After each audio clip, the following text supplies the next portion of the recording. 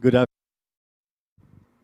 I'm very honored to be moderating this panel, Dia do Global Agribusiness Forum. which addresses, assim como ontem, o palco está dividido em 4 arenas simultâneas a partir de agora, e vocês podem transitar entre as arenas de acordo com os painéis que desejam assistir. Para acessar o cronograma, a programação do evento, acesse globalagribusinessforum.com. Para os participantes que estão remotos, vocês estão acessando cada arena através de diferentes links disponíveis na nossa plataforma oficial de streaming, a Strix One. Agora, na Arena Sustentabilidade, Zoosanitary Risks, Giuseppe How to Beltrán, Avoid and President of Overcome. the Tripolemos Foundation, Arena Inovação, and Green Professor Bonds Julio and Financial Berbel, Opportunities a for Professor of Agribusiness Agricultural Companies Policies with from the Forestry and Rural Policies, Sustainable Agricultural Systems from Spain. So I welcome all our panelists, and I think this is a very interesting theme, and I would like to call first for the words of Mr. Joaquim Ordeg Villa from DG Santé, European Commission. Welcome, Mr. Villa. You have the floor. Thank you very much.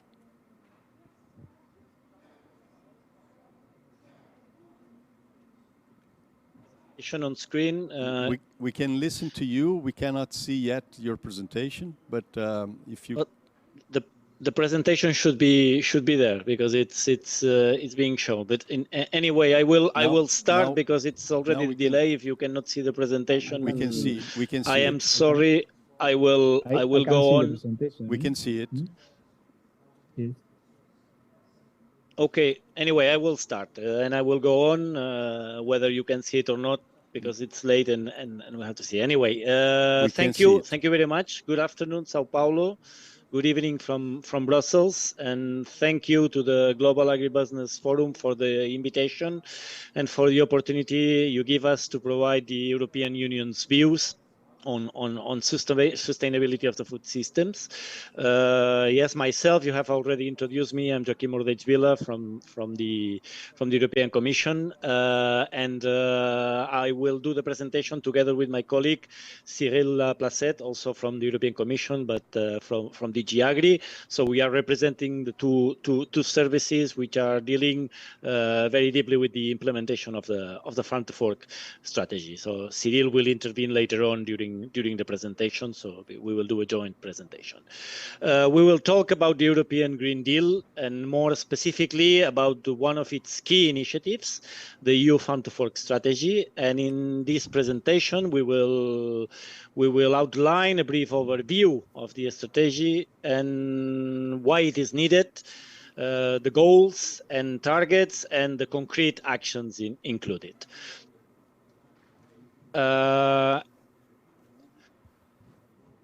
The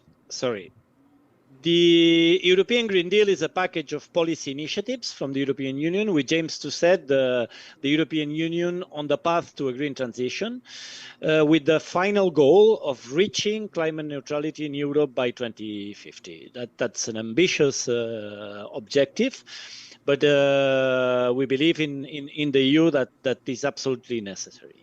The Green Deal maps a new sustainable and inclusive growth strategy to boost the economy, improve people's health and the quality of life and care for nature, and also intends to do all of that without, as our President Ursula von der Leyen says, leaving no one behind, meaning that this transition has to be inclusive. The Farm to Fork strategy, with its ambition to create a fair, healthy, and environmentally friendly food system, is one of the key elements included in the different policy initiatives of the Green Deal. And it addresses comprehensively the challenges of sustainable food systems, and it's central to the EU's agenda to achieve also the United Nations Sustainable Development Goals. We have to stress at this stage that the Farm to Fork strategy is just the beginning of a process. It was, when it was published in May 2020, a beginning of a process with ample room for consultation and discussion, first with our own institutions, the decision-making institutions, which are the Council, the EU Council and the European Parliament, as well as with EU stakeholders. But also these consultations are open globally to stakeholders around the world, because as we will see, the EU feels that cannot do this transition alone. Why do we think in the EU that we need to change the food systems? Well, first, because food systems are globally responsible for around 37% of total greenhouse gas emissions, because we are confronted in the EU to some overwhelming paradoxes in relation that we have a certain and important part of the population which cannot afford a meal every second day, and at the same time we have important health problems linked to diet, such obesity. So we definitely believe we need to tackle this type of paradoxes, so we need to make our systems more sustainable. Also, because the COVID-19 pandemic and the current complex and serious international context have stressed the importance of robust and resilient food systems. And because, as mentioned, it will contribute to the EU's effort to the United Nations Sustainable Development Goals. Therefore, the overarching goal of the Farm to Fork strategy is to create a sustainable food system, a more sustainable food system. And that this system should be sustainable in all the three dimensions: economic, environmental, and social.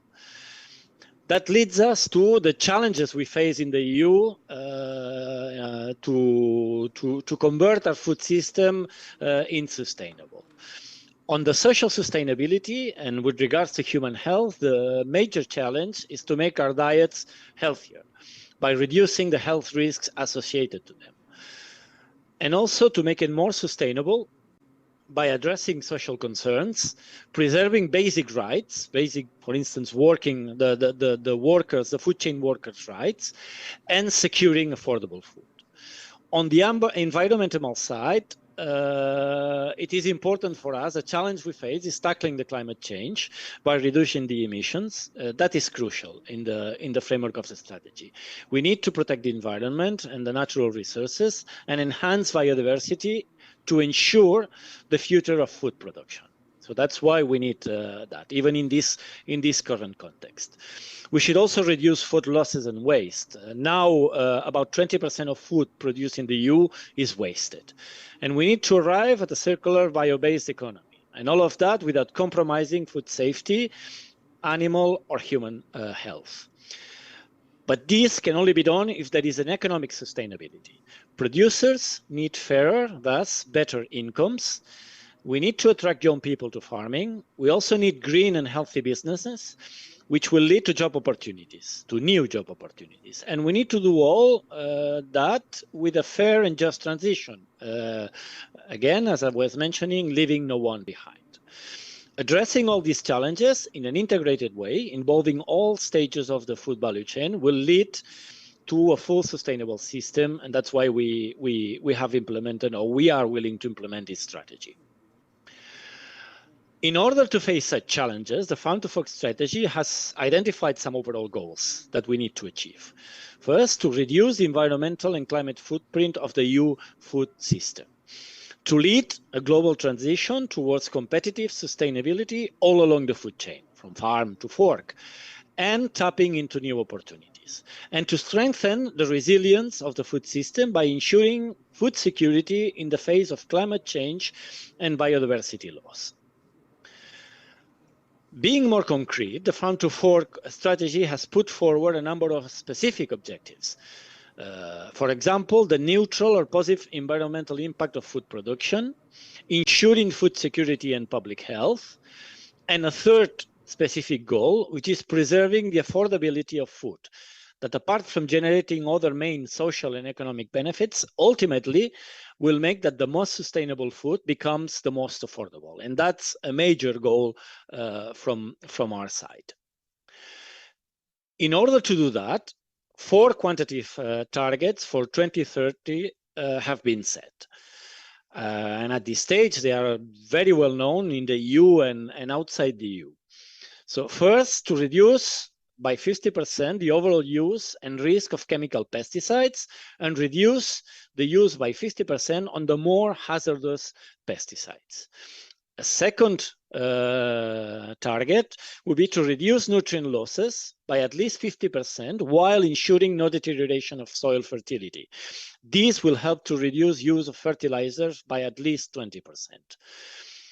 A third target, quantitative target, is to reduce sales of antimicrobials for farmed animals and in aquaculture by 50% in order to reduce and to tackle antimicrobial resistance. And finally, a fourth quantitative target, which is to achieve at least 25% of the EU's agricultural land under organic farming and a significant increase in organic aquaculture.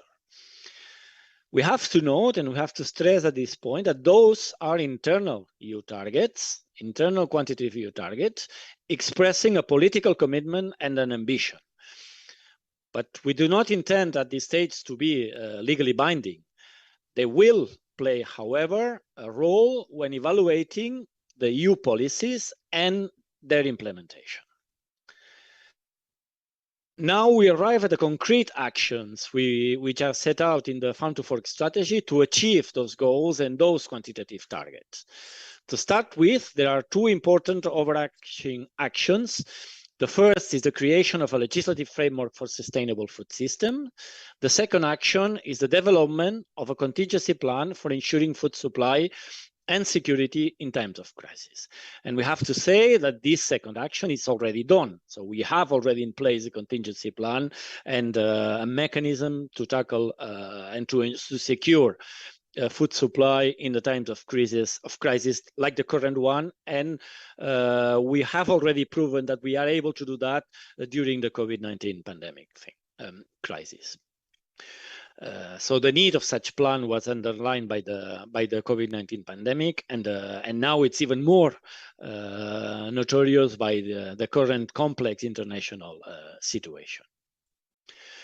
On more specific actions, amongst other, the EU plans, for example, to enhance animal welfare rules and to facilitate the placing on the market of sustainable and innovative feed additives, but also and to take a further step on sustainable use of pesticides. And on other actions which require and involve more food sustainable production at primary sector, I will now pass the floor to my colleague Cyril, who will develop further on the specific foreseen actions to ensure sustainable food production. So please, Cyril, the floor is yours, and I would like the organizers to open the mic for Cyril. Thank you. Okay, thanks a lot, Joachim. Good afternoon, everybody. First thing about the EU actions to ensure sustainable food production. Well, there is definitely a major role to be played by the new common agricultural policy of the EU in delivering the objectives and targets of the Farm to Fork. This new common agricultural policy contains 9 specific objectives which cover the 3 dimensions of sustainability: economic, environmental, and social, with also 1 cross-cutting objective on knowledge and innovation. The member states of the EU have now submitted their CAP strategic plans, with a national plan, showing how they will contribute through these plans to achieve the general objectives of various EU legislation, from the Green Deal, notably related to the environment, the climate, and energy, and also how they will reach, through these national plans, the specific objectives set out in the Farm to Fork strategy. For instance, the achievement of 25% of organic farming in the EU by 2030. Next slide, please.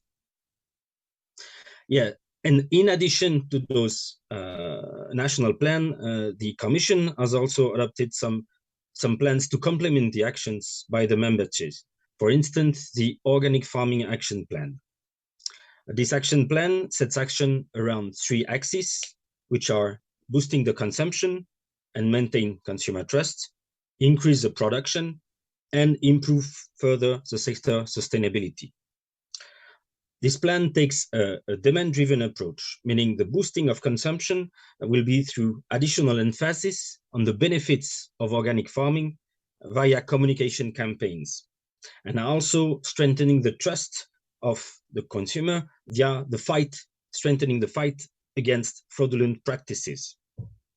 Next slide, please. The stimulation of organic farming is meant to drive by a lead by example in the transition to sustainable agriculture. So, organic farming, for instance, as a more efficient use of resources such as water and energy than traditional agriculture.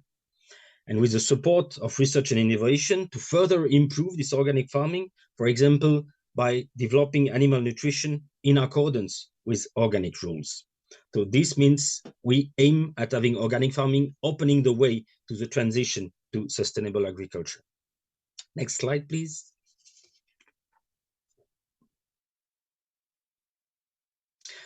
Another action to improve the sustainability of the EU food system is related to the integrated nutrient management. The first aim is, of course, to tackle the pollution stemming from the excessive use of fertilizers. As Joachim has previously said, the EU has set a target of reducing the losses of nutrient by 50% by 2030, which will reduce by at least 20% the use of fertilizers. So, of course, there is an obvious interest in having less impact on the environment from excessive use of nutrients, excessive use of fertilizers. But now, with the international situation, there is also an obvious economic interest. The cost of fertilizers have exploded, which means it impacts the economic sustainability, the profitability of agriculture. So this demonstrates that there is a weakness in our food system in over-relying on the use of fertilizers. So we need to look at alternatives ways to increase the resilience, not to rely only on fertilizers. And for this, the use of knowledge and innovation will be central to scale up the agroecological approaches and to reduce the use of fertilizers. Next slide, please. And this leads us to the cross-cutting objective on knowledge of innovation in the Common Agricultural Policy. Knowledge and innovation will be key enablers to accelerate the transition to sustainable food productions. The main tool for this is the Horizon Europe program, the research framework program of the EU, which will invest 9 billion euro in research and innovation related to food, agriculture, and natural resources. The approach taken is through these European innovation partnerships, which promotes a collaboration between various actors, meaning farmers, researchers, and these collaborations allow us to identify end users' needs, so concrete needs that need to be addressed, and the use of different types of knowledge to create innovative solutions ready to be implemented on the ground. Next slide, please. Another tool, new tool in this Horizon Europe are the missions, which are meant to address major societal challenges via a cross-boundary approach.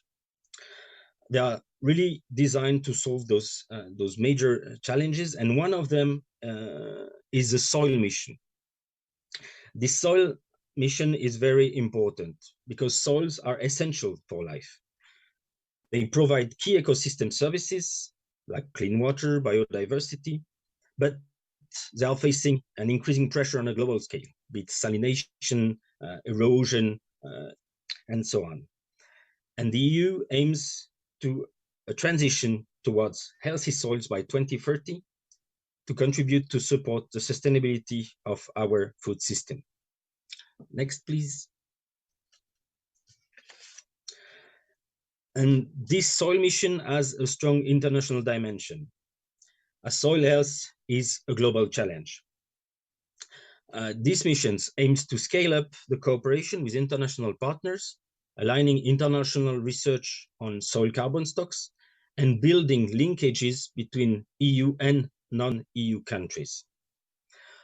The Horizon Europe calls are usually, in general, open to the world, meaning that any proposal for research can include international partners under a set of conditions. Next slide, please. Another sector which is also subject of particular attention in the EU and in the Common Agricultural Policy is the livestock sector. It's quite recognized internationally that the livestock sector has a high environmental impact. Livestock is identified as being the main greenhouse gases emission source within agriculture, at least in the EU, and a significant source of air and water pollution. So there are several EU actions which are contributing to increase the sustainability of the livestock sector. But there again, I would like to stress the importance of research and innovation. The exchange of knowledge, the adoption of best practices and innovative solutions, they are necessary for the transitions towards sustainable livestock production. There again, international cooperation can have a key role to play. We have developed some policy dialogue, notably with countries of South America and Mercosur and others, and there was an obvious interest in having collaboration on those topics, which has common challenges for most countries. Next slide, please. And then finally, we'll just briefly come to also another say a business case developed by the Commission in a communication, which is the carbon farming. In a communication, the Commission has set out how to increase the removals of carbon from the atmosphere by sequestering carbon in ecosystems, so the so-called carbon farming. Carbon farming practices are promoted by the Common Agricultural Policy and as well by the Soil Mission. It incentivizes land manager to increase carbon sequestration in plants and soils using sustainable land management and encourage also innovative solutions to capture, recycle, and store carbon. This will create a new opportunity for the agricultural sector with, let's say, the selling of carbon credits as byproducts of the traditional products created by agriculture, meaning food and biomass. By end of this year, the EU framework for the certification of carbon removal through agriculture will be put in place and will provide such possibility to EU agriculture, meaning contributing concretely to the decrease of carbon concentration in the atmosphere. Well, thank you for your attention. And after this concrete example of different actions, I revert to my colleague Kim. Back to you, Kim. Thank you, Cyril. And I will take the presentation from here, because we've been talking. Cyril has been talking about farming, about production, but Farm to Fork is not only about farming. The EU believes that if we want to redesign our food systems and make them more sustainable, we cannot only focus on production and on farming. We have to go beyond, and it's about the strategy. It's about the whole food chain. Food processors, food service operators, and retailers have also a pivotal role in our food system. So these actors, therefore, have a crucial role in making our food system sustainable. We cannot do it without them. So the Farm to Fork strategy contains also a number of actions aimed at these actors and to be endorsed by these actors. For example, the development of a new code of conduct and monitoring framework for responsible business and marketing conduct in the food supply chain. This is an important initiative. As we mentioned, the strategy is the start. It will involve different legislative initiatives. But we cannot wait until these initiatives are in place and in force to start acting. Therefore, it's important that the EU businesses, EU private businesses start taking responsibility. And this is already done. The EU Code of Conduct was already adopted a year ago, in July 2021, and involves the commitment of all the EU private sector to have sustainable practices. Also, there are other initiatives, for instance, to stimulate the reformulation of processed food and set up nutrient profiles, the improvement of the legislation on food packaging, on food contact materials. And finally, the EU will also scale up its fight against food fraud to achieve a level playing field for operators and strengthen the powers of control and enforcement authorities. All these initiatives are important. They go along the food chain and are crucial to achieve a fully sustainable food system. And this transition to a sustainable food system will not happen without a shift in people's diets. We are very much aware of that and very conscious of that. And it should be stressed, however, that unhealthy diets are not only an individual issue, a personal choice, but that factors as food prices, food marketing, and the food environment also impacts on consumers' dietary choices. So to make these shifts happen, initiatives are also foreseen in at least 4 areas. The food at offer, including reformulation, as mentioned before already, changes in the food environment, making the healthy and sustainable choice the easy choice, information to the consumer, proper information. The consumer needs to be informed about what he is buying, what he is consuming, and pricing of food. Healthier and sustainable food should become more affordable, should be easier to afford. And the EU also plans actions to reduce food loss and waste, which is also an important issue and problem identified in the EU.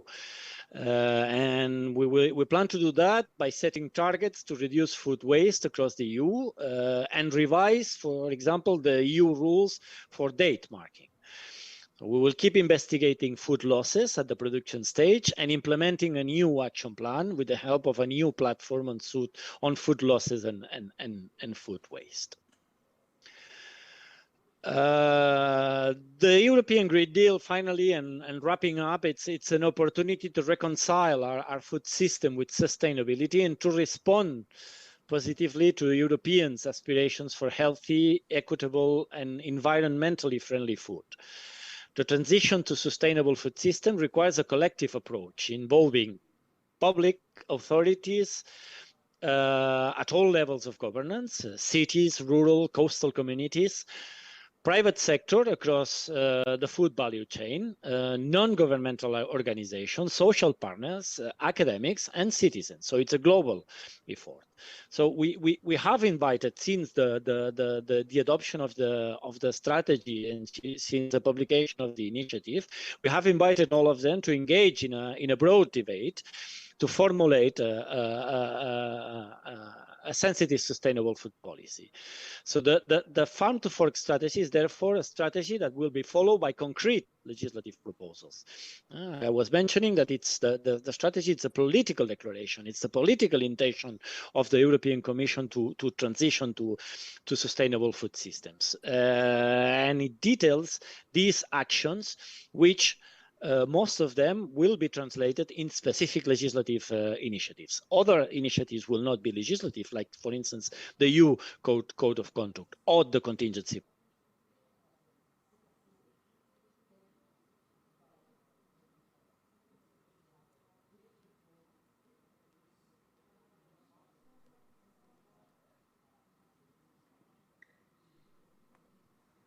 Assessment, including environmental, social, and economic aspects, the evaluation impacts on small and medium enterprises, innovation. So all these will contribute to making efficient policy choices at minimum costs, in line with the objectives of the Green Deal. Finally, the EU acting alone cannot successfully achieve the transition towards a sustainable food system. The Farm to Fork strategy aims to promote a global transition to sustainable food system in a partnership approach, in line with the objective of the strategy and the Sustainable Development Goals. So this is the strategy, the Green Deal and the strategy are the EU's contribution to the global effort to sustainability. And we cannot stress that.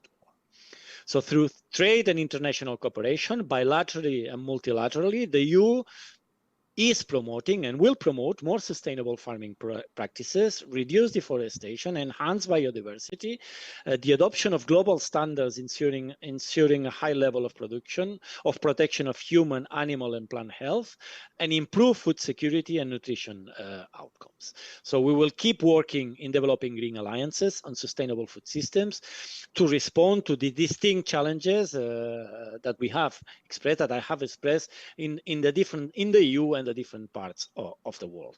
But we do not want to impose anything, and we cannot stress this more. So this is the EU's view.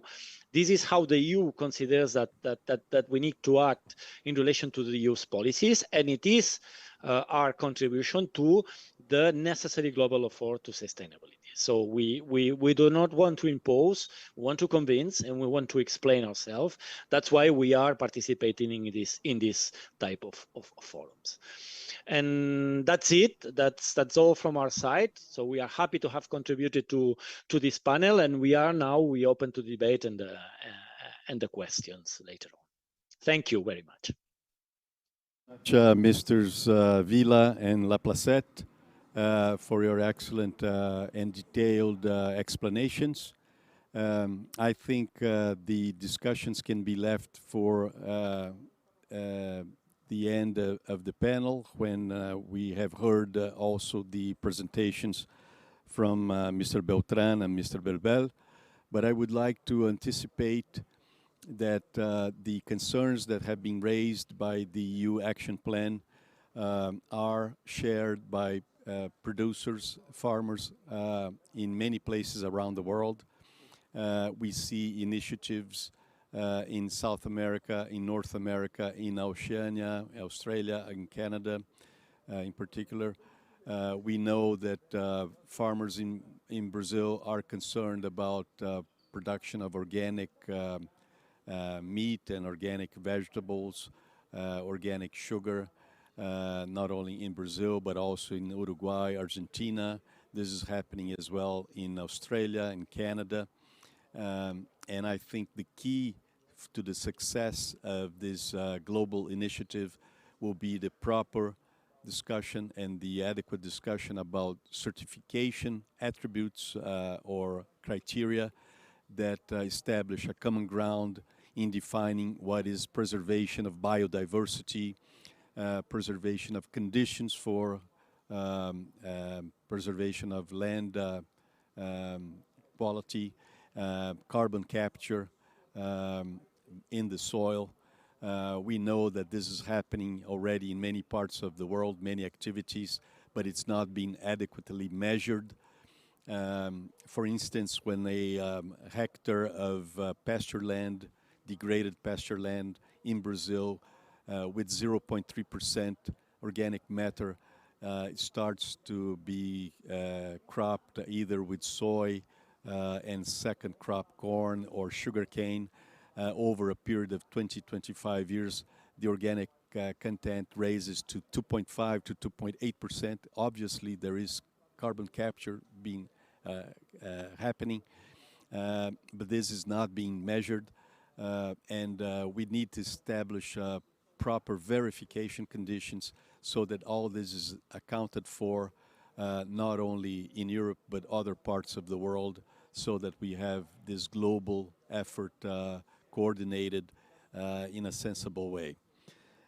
Without further ado, I would like to pass the word to the president of Triptolemos Foundation, Mr. José Pio Beltran, who is speaking to us directly from Spain. Mr. Beltran, please, you have the floor. Okay.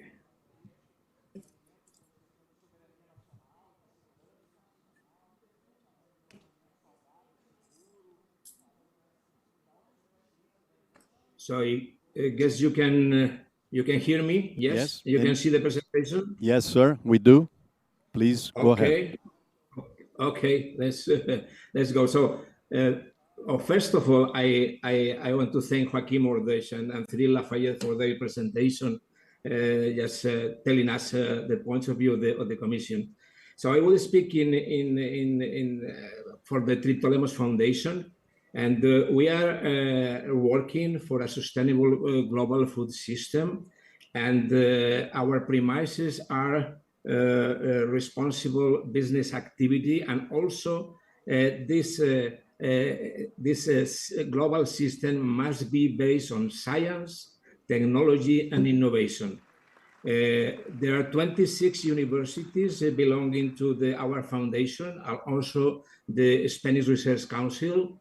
Also large companies, as you can see there, small companies, consumer associations, food banks, etc. So these are who we are. And we have been told already that is a fantastic goal to drive the European Union into a neutral climate zone by 2050. So we agree, and we try to help that. So let me explain you how is analyzing the sustainable global food system the Foundation Triptolemos.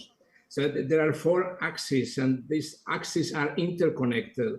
And in the axis of accessibility and disponibility, you have all you need to produce food, and also the context, the conditions. So you need to make it sustainable, the environment, the climate change, the global change, everything is in there. So all you need to produce food, but you just then produce food in a way or another. But then you need another axis is the economy. And for giving this food to the people, you need the international trade, for example. You need the markets, you need the prices, you need benefits, and you need competitivity. So these are also keywords that one has to consider. There is also the attitude of people, what people is expecting from us. So and you have to produce the food people wants, the food people needs. And then you have to consider their diets, their habits. We have already listened to wastage, for example. It's a big problem. And finally, we have politics, legislation, regulation, and food safety. All these axes are interconnected. If you touch in one point, everything is moving. So, for example, we can produce cereals these days in Ukraine, and we cannot move them. So it's exactly the same as we don't produce the grain. We don't produce the cereals because you cannot make the international trade. Or, for example, you should produce a type of food that people want. Do we produce meat? Do we produce another thing? And you have to answer the expectation. And imagine that you have a tool for innovation, a new tool for innovation that allows you to produce more using less resources. If you don't have the proper regulation to use that innovation, the innovation means nothing. So you don't have the innovation. So we are insisting that to analyze this problem, the sustainable global food system, you have to consider all these points at the same time. But we recognize it is difficult. So the Triptolemos Foundation has analyzed the European Green Deal with this vision, and we have done a report by many specialists in 6 chapters. I hope you have the informed, but in any case, so these chapters consider first is European Union self-sufficient in food production, so which are the consequences in agricultural production of the Green Deal, which will be the role of science and technology, what happened with the legislation and food safety, what happened with the economy, training, and nutrition. And we raise one important point here. Are we moving in the European Union towards a double feeding system? It's something we have to consider. And also to put the European Union in the international food market, to insist on that. So on the first point, when we consider European Union as a closed system, and we consider how many kilocalories per day we need to feed people, then we conclude that we need 9,210. And when we see how much we are able to produce, we produce 9,704. So currently we have a surplus of 5%. And this is a very good situation. However, our experts are questioning what will happen after the implementation of the Green Deal. Will European agriculture be able to continue supplying enough food in a sustainable way for its entire population after the Green Deal? If you check some of the objectives that has been already told us, and you consider that they're very, very nice, very impressive, and very ambitious, so we want that. However, if you consider, for example, that 50% reduction in the use of pesticides, a reduction in 20% in the use of synthetic fertilizers, a 50% reduction in antimicrobials. All these are things that experts are telling us we should accomplish. An increase in organic farming reaching a share of 25% in 2030. This is 2030 is almost here. It is very soon. So our experts are telling us that some of these aims, being excellent aims, will mean a reduction in productivity of the food systems. And this will be, of course, reduction in productivity, a reduction in production, and we will have problems. We will have to cope with that. I will not discuss this point now because will be Professor Berbel after me, who will be pointing these concrete aspects. Of course, our speakers from the Commission have talked about the importance of science and innovation. We fully agree, but we need for these aims, we need to boost conservation agriculture, precision plant and animal genetic improvement, including the new genome editing techniques, irrigation, management of irrigation water, management of wastage, bioeconomy, modern carbon markets, new food processing. So this is plenty of things we need and we don't have. And so that means that we are not prepared, and we need innovation. That, of course, we are putting a lot of money on that, but the innovations have to come. And we have to compensate with innovation this potential decrease in agricultural productivity and getting also a better sustainability. That is the aim. And what to say about legislation and food safety? You can imagine that with all these goals, we have to set a lot of complete new rules and legislative initiatives. So in the European Union, we are used a very slow time course of regulatory matters that our experts really doubt that this can be accomplished. For example, I mentioned before the genome editing techniques for genetic improvement of plants, for example. So most of the countries all over the world have already decided that you can separate what is mutagenesis by CRISPR-Cas from transgenic food. We are still discussing that for years in Europe. And people are already putting in the markets the new stuff. So we cannot have a lot of confidence in this is just an example. We cannot have a lot of confidence in our speed of changing regulations and adapting regulations to this new path. And I said that our experts raised the question with all this movement towards organic food. And they raise an interesting question, an interesting point, and they ask, are we moving towards a double feeding system? What does it mean? So are organic food more nutritious? No way, there is no scientific base for that. However, what we know for sure is that this food is more expensive than traditional food until now. And it is an ethic debate because we are sending the message to our people. If you don't eat organic food, you don't have a healthy diet. So we should avoid making people to believe that natural food is synonymous of healthy food. This is a big problem. Besides the problems of really going to keep with the production and make production sustainable. So we cannot send this message that it's already running all the way Europe. And of course, the Green Deal has been criticized from many points of view, that there are plenty of reports, USDA report, considering all scenarios. The JRC, the Joint Research Center of European, has made also his own report. We have done this report trying to analyze things.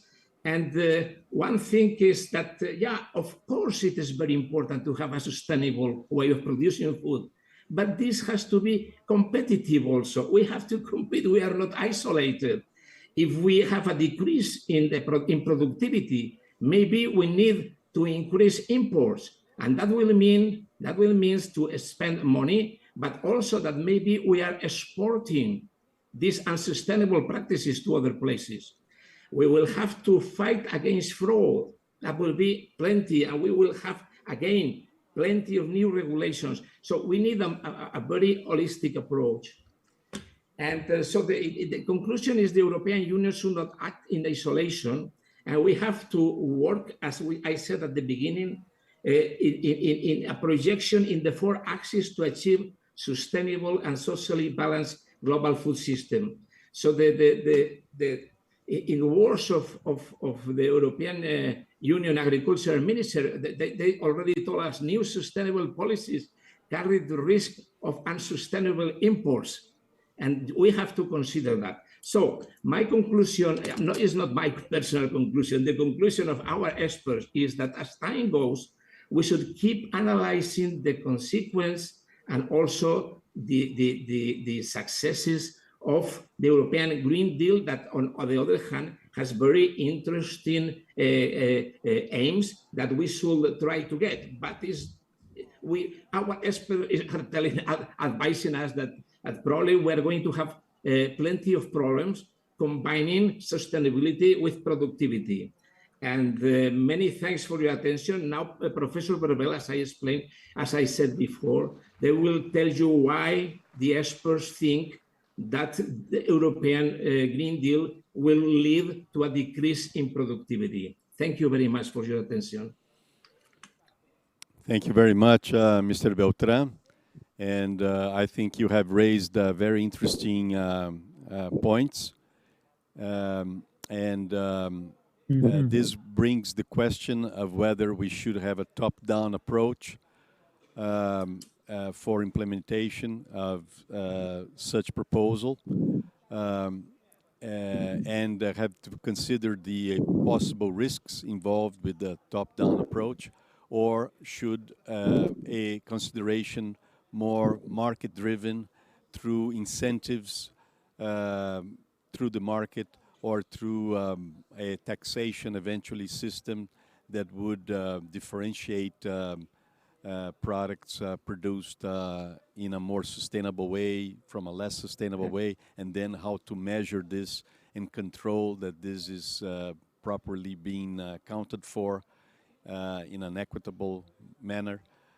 So many interesting questions arising from the study that Triptolemos Foundation has conducted.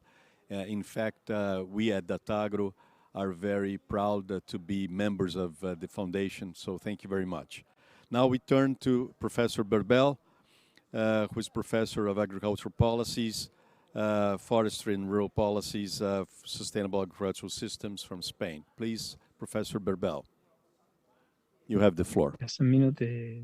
Okay, thank you. Well, thank you, Jose Beltran, for the introduction. I will go to really so wide the topic that it's impossible in 10 slides and 15 minutes to treat it. The first thing, just to summarize what I am going to say is European Union is very ambitious. I see in the 99% of the society, European people agrees with these very challenges, very important goals. But as we will see, maybe they are not realistic, and maybe they are not adopting the system approach that Jose was explaining.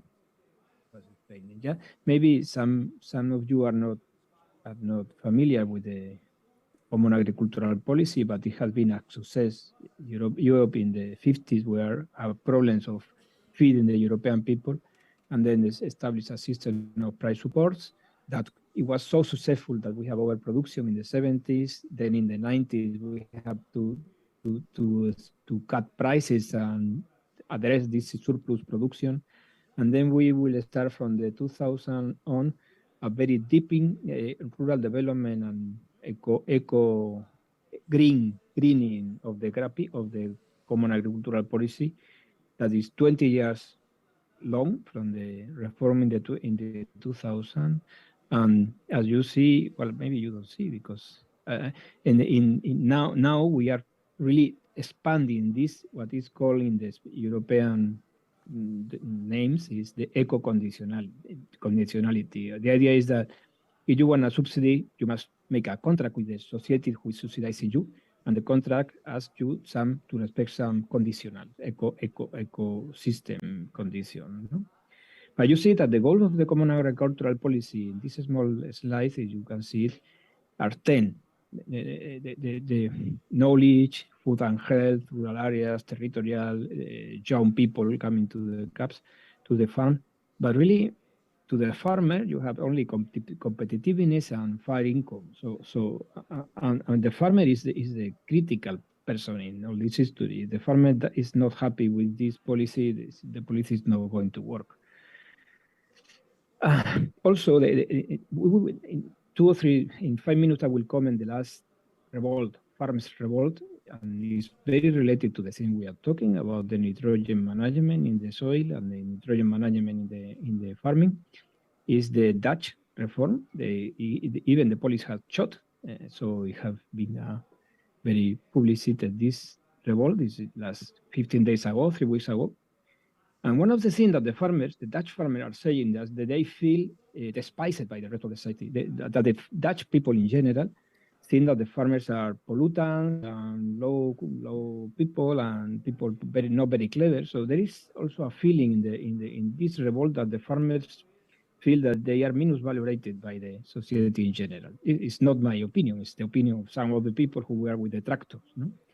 So, but really, when you see some, sorry, it's in Spanish, no? But you see El País, it's more important Spanish paper, no? And this is just, I mean, one article, no? Cities can feed the planet, no? With this funny terrace in the roof of the house, you can do orchard and you can feed the whole city. You can find many articles like that, no? Or in French, so there is some, maybe what is called the effect Dunning-Kruger. When you have no idea, you are very, very valiant, no? Very audacious, no? Como se decimos, no? So there is, the urban people is coming more and more away from the real farming. They go to the rural areas just for holidays the weekend, no? And then you have this is, I think everybody knows that, no? The last Sri Lanka experiment who went catastrophically wrong, no? So people is really, well, the president has to fight, no? So he finally he's now in Maldives, no? He goes away. 85% of the farmers lose crop. A small farmer lose 50 to 60% of the yield. Obviously, we have less yield, we have higher prices. Rice production fell by 20%, and you know, food are very inelastic usually. If the food go down by 20%, prices don't go down by 20, go down by 50. Well, so depend on it's very specific, product specific, but this case is 50%. Imagine what is the impact in a developing country. Well, the impact is that there is a crisis and there's a new government. No? So the experiment has to be slowly, not so fast. No? There is now a part of our Triptolemos report. You can find here 5 reports. Barreiro Hurley is the commission, is the Joint Research Center. Beckman is the USDA, the Department of Agriculture. Then you have Wageningen, Kiel, and one Italian report. I think the more serious maybe is the Joint Research Center and the USDA.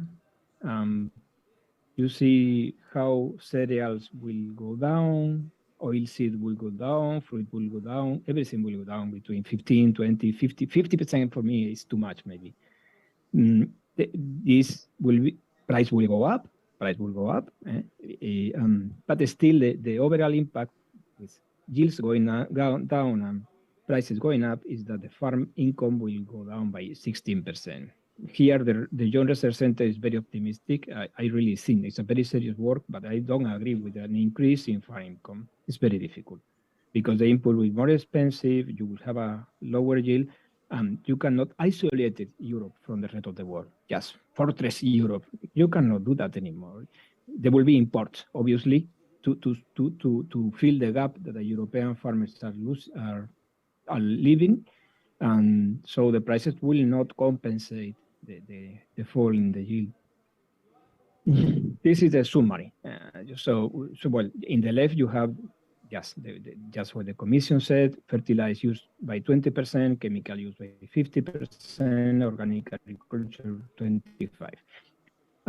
High diversity landscape. Maybe it's not 10%; it's lower than that. It's not the more important thing. The important thing is that I really think, after reading all these reports, that the average production will decline between 10 and 20%, even 30% for some crops more sensible to this nitrogen and chemical reduction. Sorry, I will now give you some personal thing. I myself, I am organic farmer. So when you hear me, don't think that I am against it. No, I am myself an organic farmer. I have 20 hectares of oranges, 10 years of organic production. And I can tell you that for us, it's very difficult to find nitrogen. Organic nitrogen is not so easy. It's not even the price. It's expensive. But sometimes you cannot find it. When I am in South Spain, so we have no livestock there. No? So if suddenly from 8-9% of organic farming will go to 25%, the organic input will increase because the demand will increase and the supply will not be able to be so fast adapting to the increase of the demand. Well, sorry. Yes, just to tell you that please not misinterpret myself. No, I mean, I am organic farmer, but I think just because that is so difficult to go from 9% to 25% in 8 years, I don't believe it. I mean, nobody believes it. You know, if you see the last 10 years, the increase has been 3% in 10 years. So in 10 years, another 3%, 5%, but no multiply by 3. No. In any case, if we abandon land cultivation, if we go to organic, then someone who will need to so we are going to export. There will be 2.1 million hectares cultivated outside the European Union, some of them in Brazil, obviously, so another in Kenya, whatever, because Africa is a big country. I mean, territories. Africa can produce more food than it's producing. But at least 2 million hectares will be cultivated elsewhere. This slide is very going to the point. No? This is more of the same. No? In the European Union, these 3 points. Production reduced by 7%, is maybe it's optimistic. Farm income by 16%. Food cost per capita will increase in Europe 150 euros. One of the Commission is saying some European cannot afford healthy food. Well, now this European will need to pay 153 euros more per capita to this healthy food. Prices go up by 17%, and an additional 22 million people will be food insecure. Okay, in Africa mainly. No? This is something new that nobody has mentioned. It's related with the last exposition of the Commission. Is we are not going to impose to the world our European normative. We want to convince everybody, but this is just the opposite. Just 3 weeks ago, the World Trade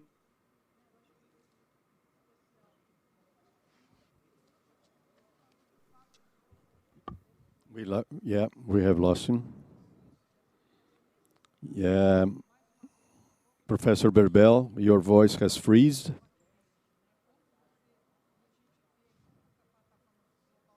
Professor Berbel, can you hear us? Your voice has freezed. Well, we hope Professor Berbel can come back soon. He was making a very interesting presentation. Yeah. I think he has come back. Finished, no? Yes, Okay. please. Yeah, thank you. We go to the Okay, just a minute.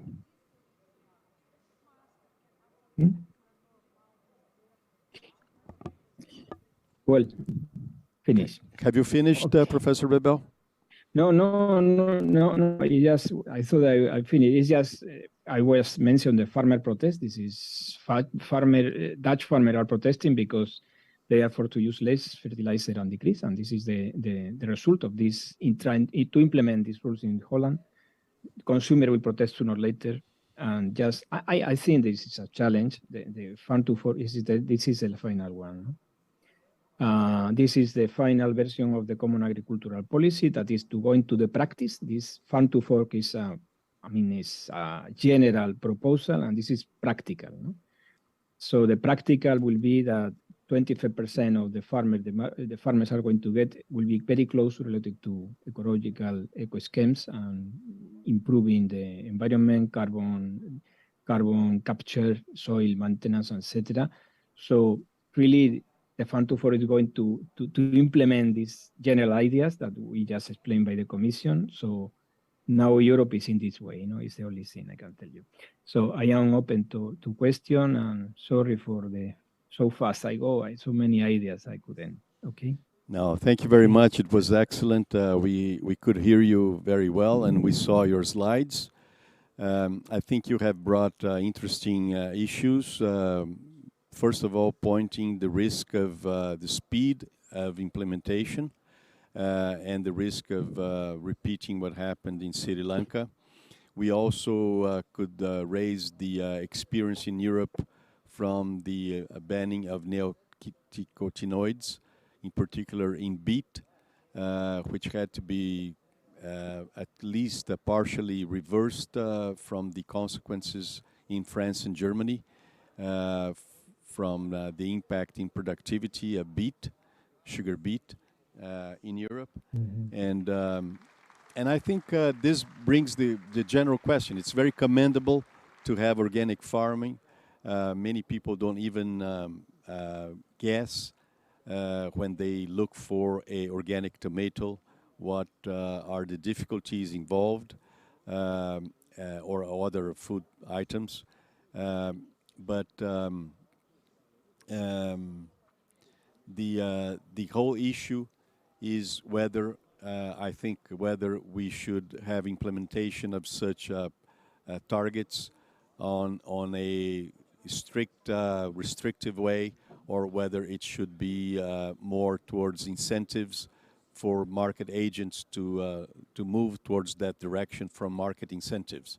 So I would like to have a final round of discussion with each one of the speakers giving his opinion with final remarks, so that we close the panel with each one's final remarks.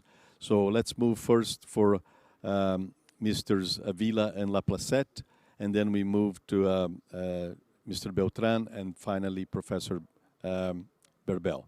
So please, Mr. Vila and Mr. Laplacette. Yeah, thank you, and I would like to thank you, Mr. Beltran and Mr. Berbel, for their excellent presentations. And indeed, they pose very important questions on that. But of course, we know the challenges, and I mean, and we realize that the Green Deal, the Farm to Fork strategy, have raised concerns in the European producing sector. But my first reflection would be, what is the alternative to that? So we cannot remain inactive. I mean, we are facing a situation where we need absolutely to go to a shift to more sustainable production, and we have evidence and we have data all around. So and also we have an obligation globally towards the sustainable development goals. So we cannot just stay inactive. Of course, the initiative is ambitious. Of course, it has to be. And of course, there is a big challenge. We have explained in our presentations the major challenges we are facing. But again, what is the alternative? So we cannot stay as administrations, as policy, as responsibles for policy. We cannot stay idle on that. So that's the plan. I have insisted. We have insisted that this is a strategy, this is a political intention, this is the political ambition, which have to be translated in specific actions which we have outlined, and each of these actions will have the corresponding assessment, and it will go as far as our assessment will say, and as feasible as our assessment will say. So this is the type of things that we have to see. And Mr. Beltran mentioned that it has to be a holistic approach. But I think we have made clear in our presentation that our approach is really holistic, because we have to take into account not only the possible impacts or the possible aspects, economic and social aspects in the primary production. We have to take into account all the whole food chain and all the population. And of course, in certain, and we admit that in certain of the initiatives might have an impact on productivity. We are not certain of that would be that huge impact that Mr. Rebel was mentioning, and in the GRC reports, in the USDA reports, we know those reports, and your own report. So we are not really convinced that there will be such impact. In some of the initiatives there may, but this reduction in productivity might have benefits in other aspects, in social aspects and in other economic aspects. And there are data that, for instance, that we have managed in the EU to reduce the use of chemical pesticides in the last 5 years without a serious impact in productivity, or without a serious impact in our ability to export and our ability of trade, either to import or export. And that goes also for our policy on maximum residual levels. Again, we insist we are not imposing anything. You've mentioned the pollinators issue. This is not an imposition. This is a rule, as the EU has the right, recognized by the OMC, to establish the level of protection which requires. We are not imposing the rest of the world not to use these substances. What we are saying is that if you want to export to the EU, you have to respect these limits. That's it. Because, I mean, we do have evidence on the impact of the use of these substances on pollinators, and how important are pollinators also for food production and also for productivity. So we have to strike a balance there. Okay, I mean, all views are respectable. You are much more capable than Cyril and myself in terms of technical aspects. You are professors, we are not. We're just officials. But I think we have to consider all these aspects. That yes, we fix a certain level, because also we need to take into account, also as administrations, as public responsibles, the concerns of the society. On organics, I will leave Cyril to, because it's his domain, but we are not proposing to transform the whole EU production in organic. So we have the objective in some years to reach a quantitative target, which we have insisted is not compulsory. It's an orientation, because we believe that increasing the organic production will help sustainability. But it's not the strategy to totally transform, and the EU is not going to wipe out from its territory the conventional production. And in terms of legislative effort, I can assure you, Mr. Beltran, that we are that the EU machine is at full speed in producing the necessary legislation, including the new genomic techniques, including that. Thank you very much. That's all. I think that I have elapsed my time. Now it's time for Cyril to contribute as well. Thank you. Thank you very much, Mr. Villa. We have to finish, so I will request that final remarks are limited to 2 minutes each, please. 2 minutes. Okay, thanks a lot. Yes, so I will try to be very short. So yes, I concur. You will not be surprised. I concur with what Joachim has said. First, on the organic, yes, it's an aspirational objective. So it's not transforming the whole agriculture into an organic production system. It's more the lead by example, as I mentioned. So having, let's say, trailing the way for agroecological or more respectful practices into, while at the same time not decreasing or keeping the same productivity. I mean, Mr. Berbel, you have made. I was very pleased to see your presentation when you pointed at the CAP success, because it's usually we are on the other side and we are criticized for everything we do. So that was really a pleasure. And indeed, yes, we have managed to increase productivity of the CAP while decreasing our greenhouse gases emissions and use of nutrients. So I think that's something that must be remembered. I mean, if you put 30 years ago, when they started to really switch the CAP to some more greening of the CAP, I think the same remarks were made by some people that it would lead to a decrease in production.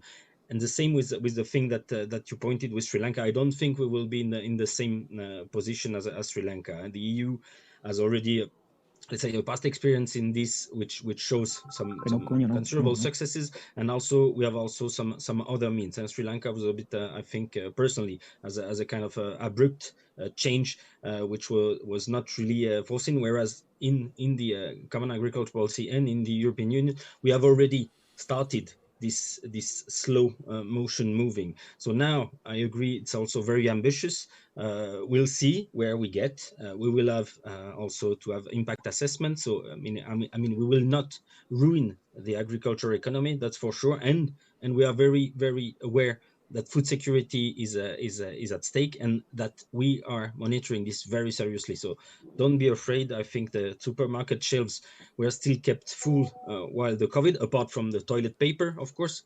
But for the rest, I think we have managed quite well, and we will pass also this. Thank you very much, Mr. Laplacette. Very quickly, Mr. Beltram, please. We cannot hear you.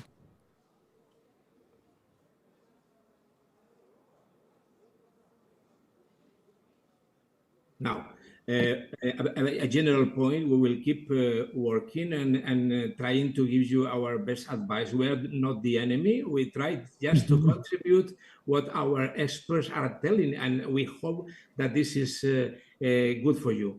And the concrete point, I am not an organic farmer, but I consume organic food, and I like proximity food also. What I know is that this is not the general solution for all the people. And I feel that like a privileged guy, because I have the money and the possibility to get that food. And I get it not because it's healthier, it's because it's more tasty and also because it's more sustainable. So it's a good compromise. So you should worry. If you want to increase bit by bit organic production, you should worry for the people that cannot afford that. And you should find schemes and ways of making this percentage of food available to everyone, not only to the rich people. And that's the concrete point. Thank you very much, Mr. Beltram. Your final words, Mr. Professor Belval? Well, I think that some of the goal will not be reached, nothing happen. Instead of 25% of organic, maybe we're 12, 13, 15, that's okay, no problem. But the thing is not that the most difficult thing, the more constraining target probably is the fertilizer. I really worry that there is quite a linear relation between fertilizer and production. Farmers are not crazy, really. They are not crazy. Fertilizer is the most expensive input, and they use, I think, in general, the fertilizer they think they need. No? So it's not so easy to reduce it. What are we doing now? For example, we're doing foliar application, things like that, because we can save nitrogen, but it's more expensive in general. So this is a more constraining thing. And just to finish, 20 years ago, we started in Europe with a lot of biofuel policy, biodiesel, and then we need to stop when we discovered that we were deforesting Indonesia. The only thing is just be very flexible to see what is happening outside Europe. Is the only message I want to say. Thank you very much, Professor Berbel. Everybody had a mistake. Thank you. I think we had an excellent discussion. It's a very bold initiative from the European Commission. The challenges of implementation have been discussed. I request a round of applause from our audience to our speakers. Thank you very much, all of you. You have done a great job. Thank you very much. Thank you all. Thank you. Thank you. Thank you. Thank you. Muito obrigado. Molto obrigado.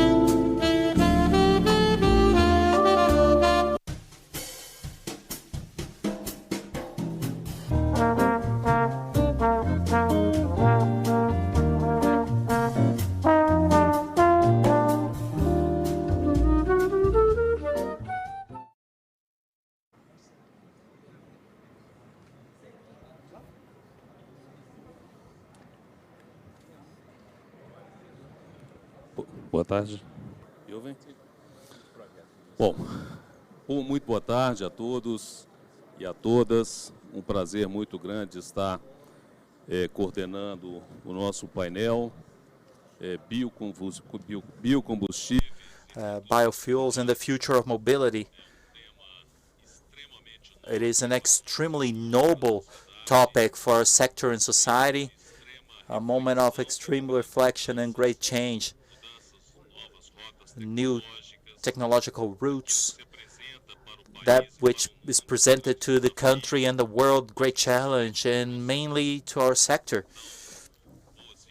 So welcome to our dear colleagues who are here present. I thank very much Pablo DC, great friend, great colleague.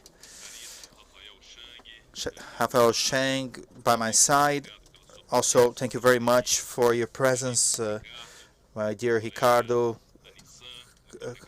colleague from Nissan. Thank you for your presence here. Mario, thank you very much. Good luck to our dear friend Antonio Filosa, who's also joining us remotely. Our schedule will be, for the next 1 hour and 30 minutes, we'll be having a talk by each one of our participants between 10 and 20 minutes. Each one of you sharing our experiences, covering a little bit of the challenges and their thoughts on our sector of biofuel and future of mobility, each one with their own experience and challenges. So I'll start by passing the word to Pablo DC. Thank you very much, Pablo. Boa tarde a todo mundo. Obrigado, Márcio. Prazer. Você, grandíssimo amigo, e para os colegas do painel. It is a pleasure to be here with the colleagues from the panel. It's a pleasure to be here. You know that this will be my last month. I will be covering the United States and Mexico agendas as well as Canada, starting in September at Volkswagen. And it is a farewell. See you soon. It's been quite emotional. Let me talk a little bit about biofuels, and besides talking about cars, I would also like to talk about the Brazil project. When I have visited more than 15 plants for ethanol, and every day I get marveled at Brazil's potential in terms of food safety and safety for clean energy. And at the end of the day, that's what matters in a car production line the most. And a more macro view, when you visit a plant, basically they have three products: sugar, ethanol, and pulp. Sugar, ethanol. I didn't know, but 50% of ethanol comes to our industry, auto industry, 95%. There are residues that are thrown away, and nowadays this is the present to produce bioelectricity, meaning plants will use their own energy and sell up to 50-70% of their excess energy. So we have clean production of CO2, we have biomethane. For example, Canada, which is part of the Volkswagen group, already has trucks biomethane that have eliminated 50% of the biodiesel.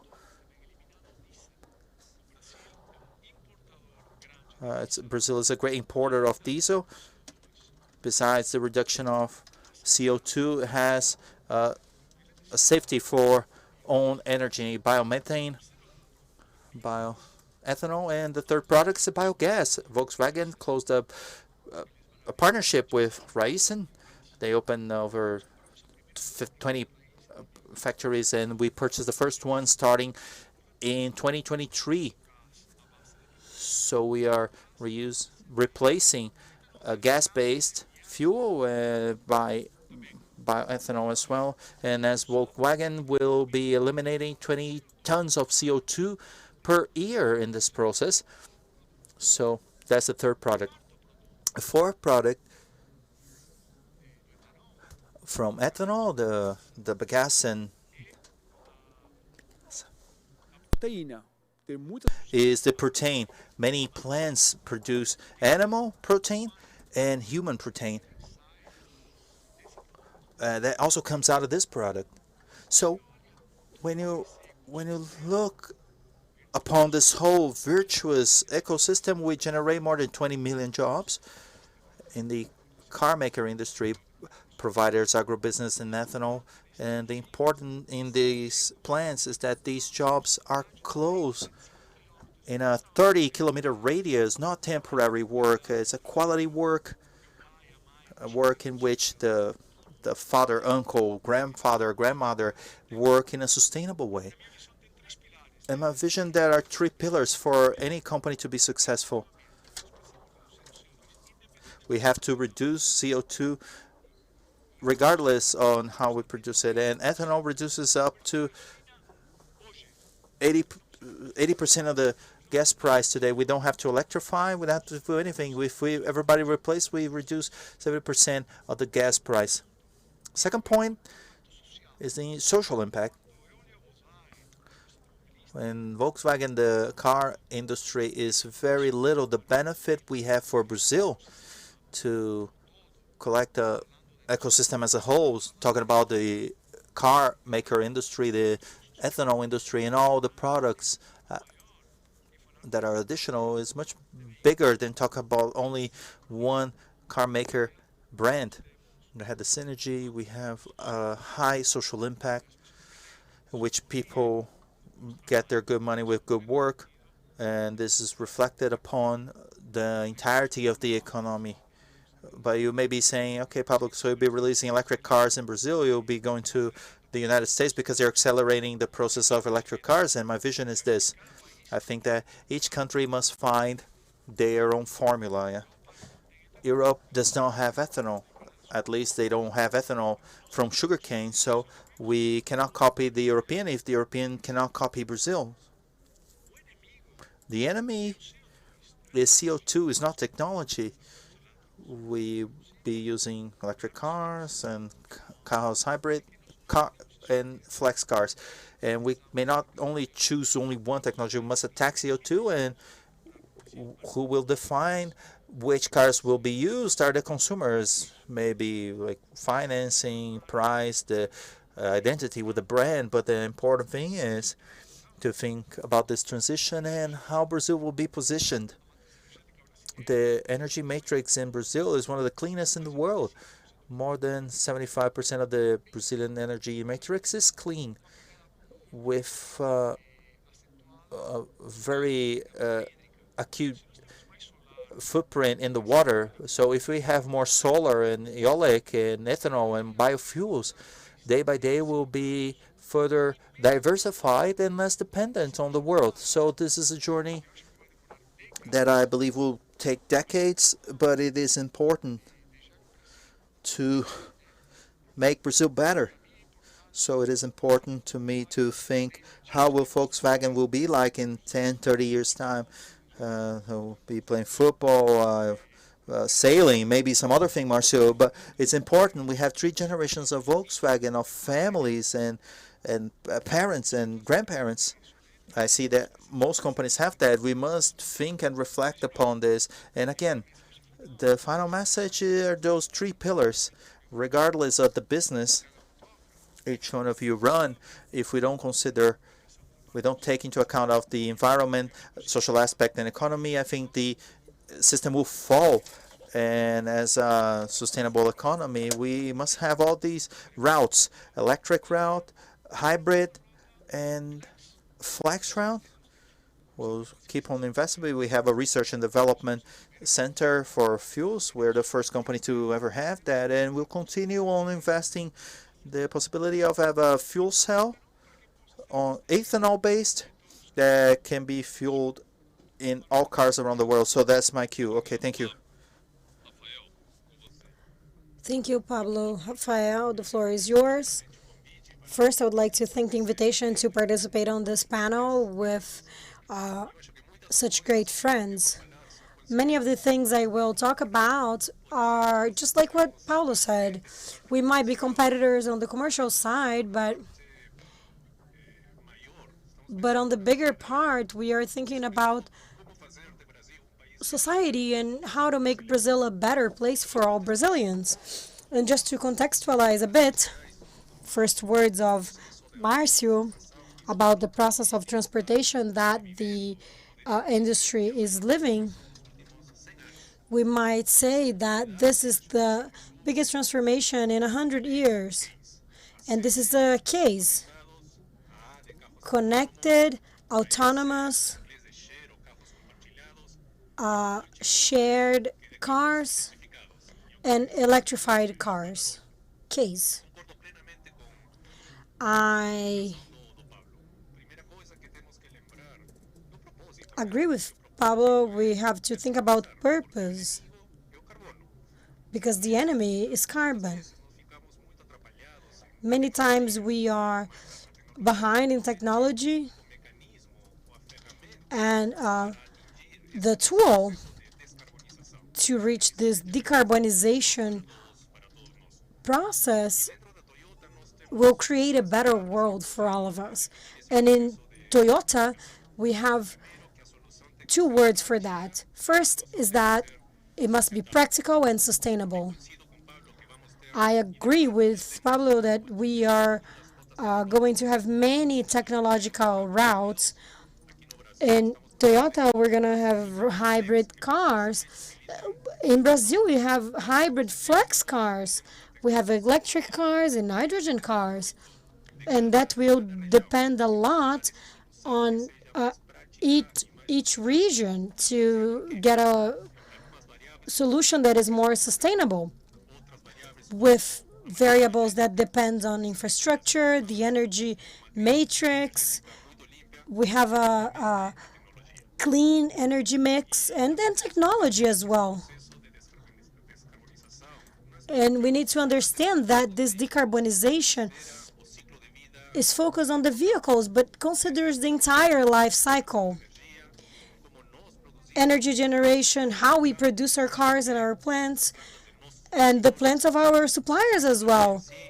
Technologies, how we do with our vehicles until the finishing cycle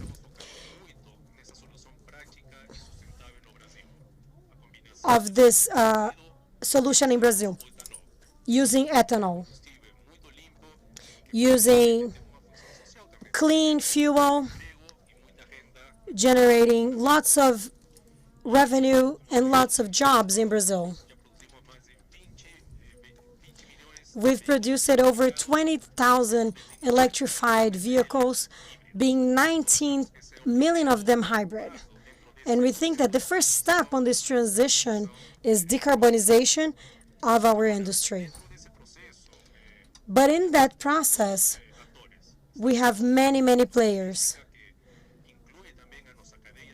Automotive industry, our suppliers, the energy sector, public sector.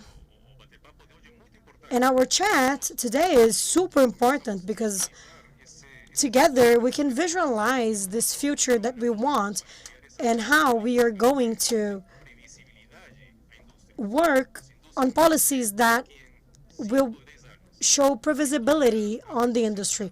We need to see how we are going to be in the next 10 years. And I think agribusiness is the same. We have to be predictable to allocate our investments. Also, the harmonization of policies. We have 2030 route, we have Renova Vio, and many policies that we have to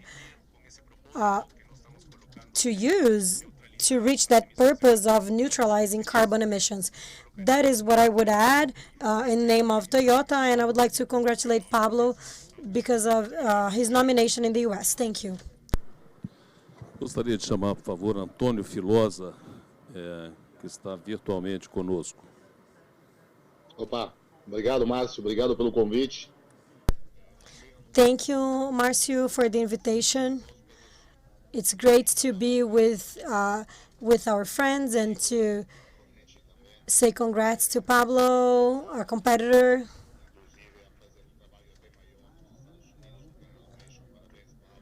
Pablo, you're doing a great work. You're going to do a great work in the U.S., and we're going to miss you. In our experience, ethanol might be the oldest one in the industry. Fiat was the first one to have a patent for ethanol over 40 years ago with our Fiat 1947 propelled by ethanol. And we had many investments and many experiences. And we have the E4 motor. Our living with ethanol is a part of Brazilian economy, the agribusiness that produces ethanol. But what about for the future? This is a tripod. It's the market, the demand, industry, and third, environment. It's an order that might be inverted depending on the priorities. Combining ethanol with electrification is the future. Ethanol is almost as neutral as some high electrification solutions. And when combined with some level of electrification, it's neutral, considering the cycle, the entire cycle. Going on the second pillar, which is the demand, for the environment, the enemy is CO2. But here, the enemy is non-competitivity.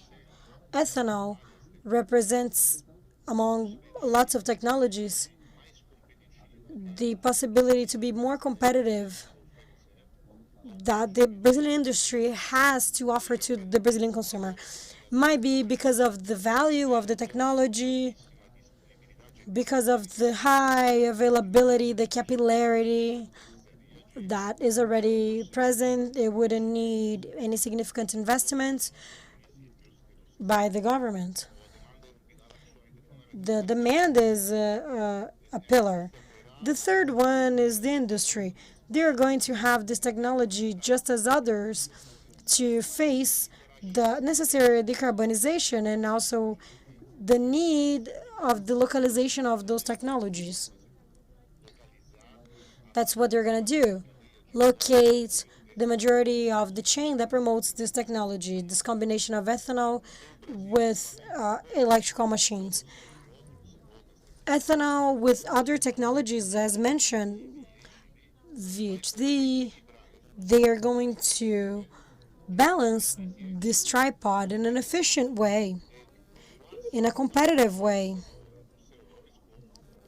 as neutralizing just as the other solutions. This is an amazing chance for the solution. It's a non-answer for a fundamental demand of the industry that Brazil has, and it's absolutely possible and feasible. So I can make my words, my own words, Pablo's and Rafael's words. Thank you, Antonio. Now, Ricardo. Good afternoon, everyone. I would like to say thank you for the invitation, for being here on this event. And I think the benefits of ethanol have been mentioned by our friends. And I will talk a bit about the cell. And it's going to change depending on the infrastructure of each country. We're going to have a solution. It can be a hybrid vehicle or the ethanol cell.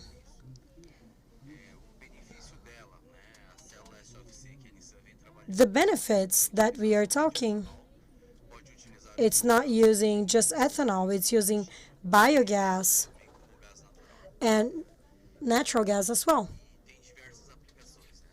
And we have many applications, not just vehicles. We talk about stationary for plants, and drones, and etc. Power grid. Pode ser os dois.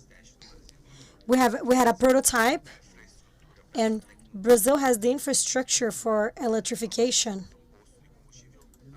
We powered a gas station, and we did some tests in Brazil. Nissan capitalized that, took the vehicle back to Japan, and we started work with e-pain. We had an evolution in the vehicles. It used a big size. It used a big size, and we had reformulation, but now we are working again. This is the carbon neutral cycle.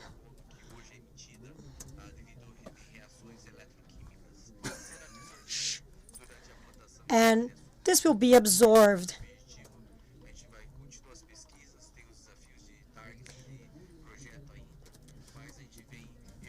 We have the target challenges, and we are evolving for that. Thank you, Ricardo. This is an important reflection for our sector. This is one of the first times that an automotive sector is discussing not just home, but our debate for the future and the challenges involve sectors that are only seen as sectors that were competitors and far away from our reality to something that's very close to us. We are thinking in that jointly.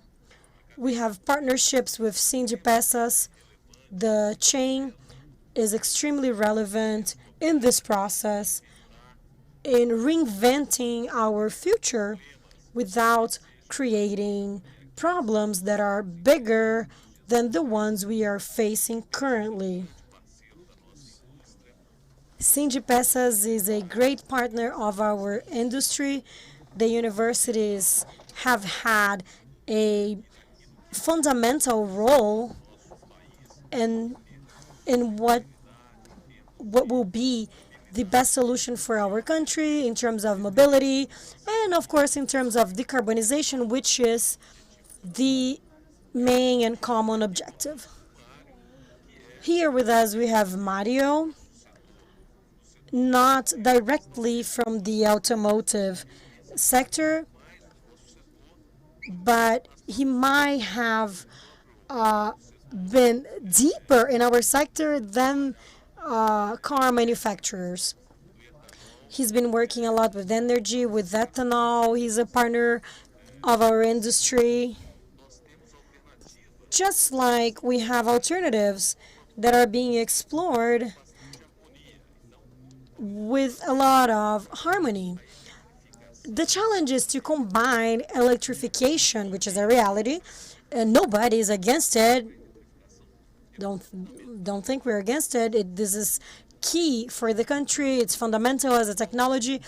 And we have ethanol that came to wet up, and it's key to decarbonization and for the competitiveness of the sector.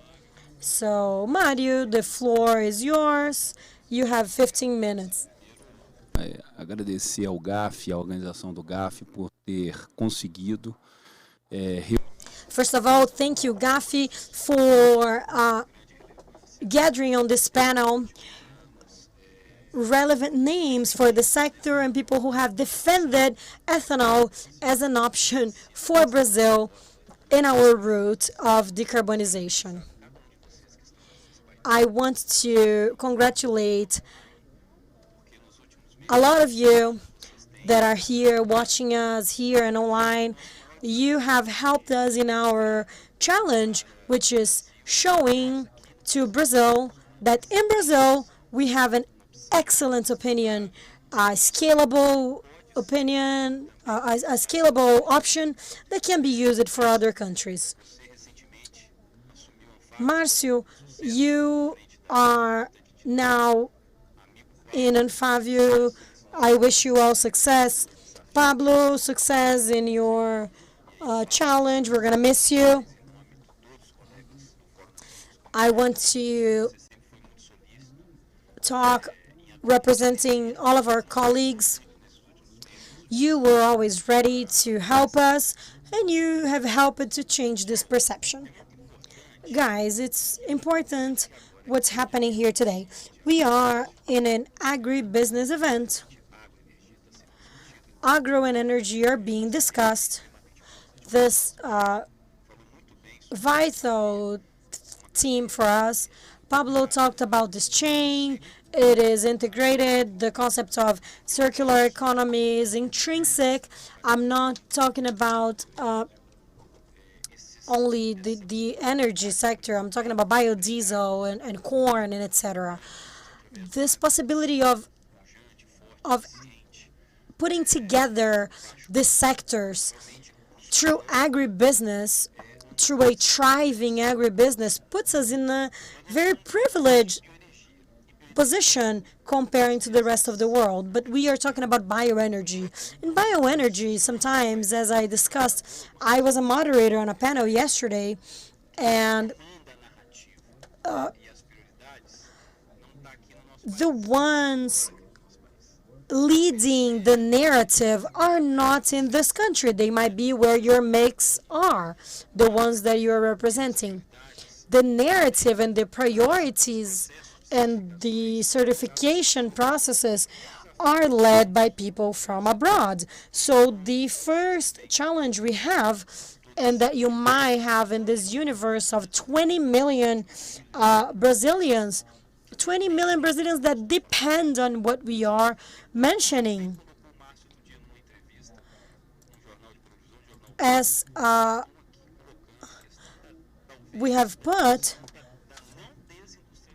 we are talking about the non-industrialization of Brazil in this segment. Without this vehicle, why am I going to produce ethanol? 90% of our ethanol goes to the automotive market. We are together on this objective because the decision role is not just on the private sector, it's the government. And as Rafael said, we need harmonized policies. We need to put policies together. We have the Roots 2030, we have the Future Fuel, we have RenovaBio, and we are discussing today about previsibility. This is being discussed after we've been surprised with the modification of a modification from a RenovaBio rule. But the point is, we have the possibility to get from the private sector together with the government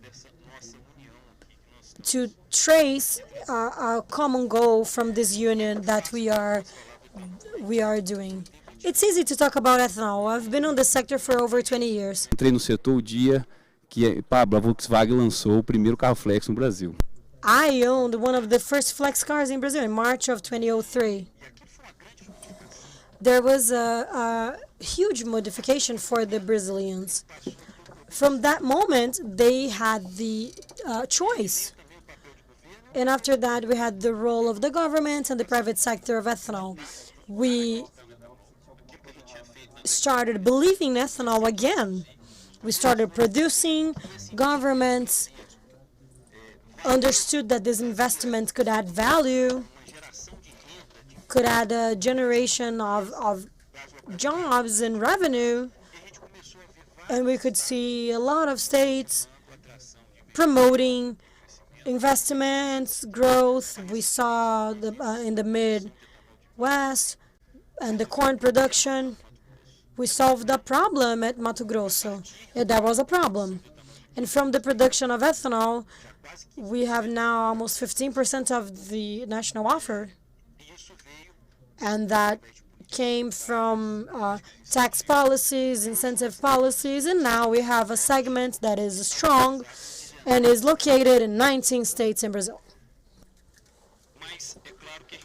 But of course, we must look towards the future. So we have the vehicle, we have the fuel, which today is an option of choice for the consumer. In the future, it may also be an option of choice, but they may be able to include this important optional concept, which is the insertion of carbon. We know that our income share is rather low. We cannot demand from a person with low income to buy fuel because it's environmentally interesting. They will fill up the tank because it's cheap. There's an important point we must understand. We're going through a delicate moment of energy insecurity and also food. Brazil has fantastic solutions for the process, but there's an important trait here.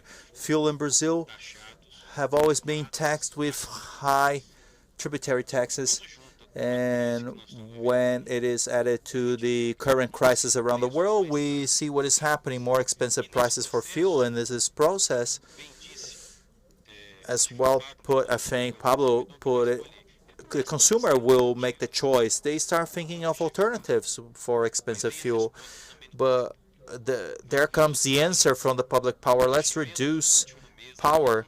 So in the past month, we had the biggest transformation in the past months in the tributary taxes. This is important. Not us, but the National Congress has placed ethanol in the chapter of environment in the Article 225, where they are saying, look, that biofuel product must have different taxation over its fossil competitor, but the fossil competitor, due to deliberation for the Congress, will have different taxation.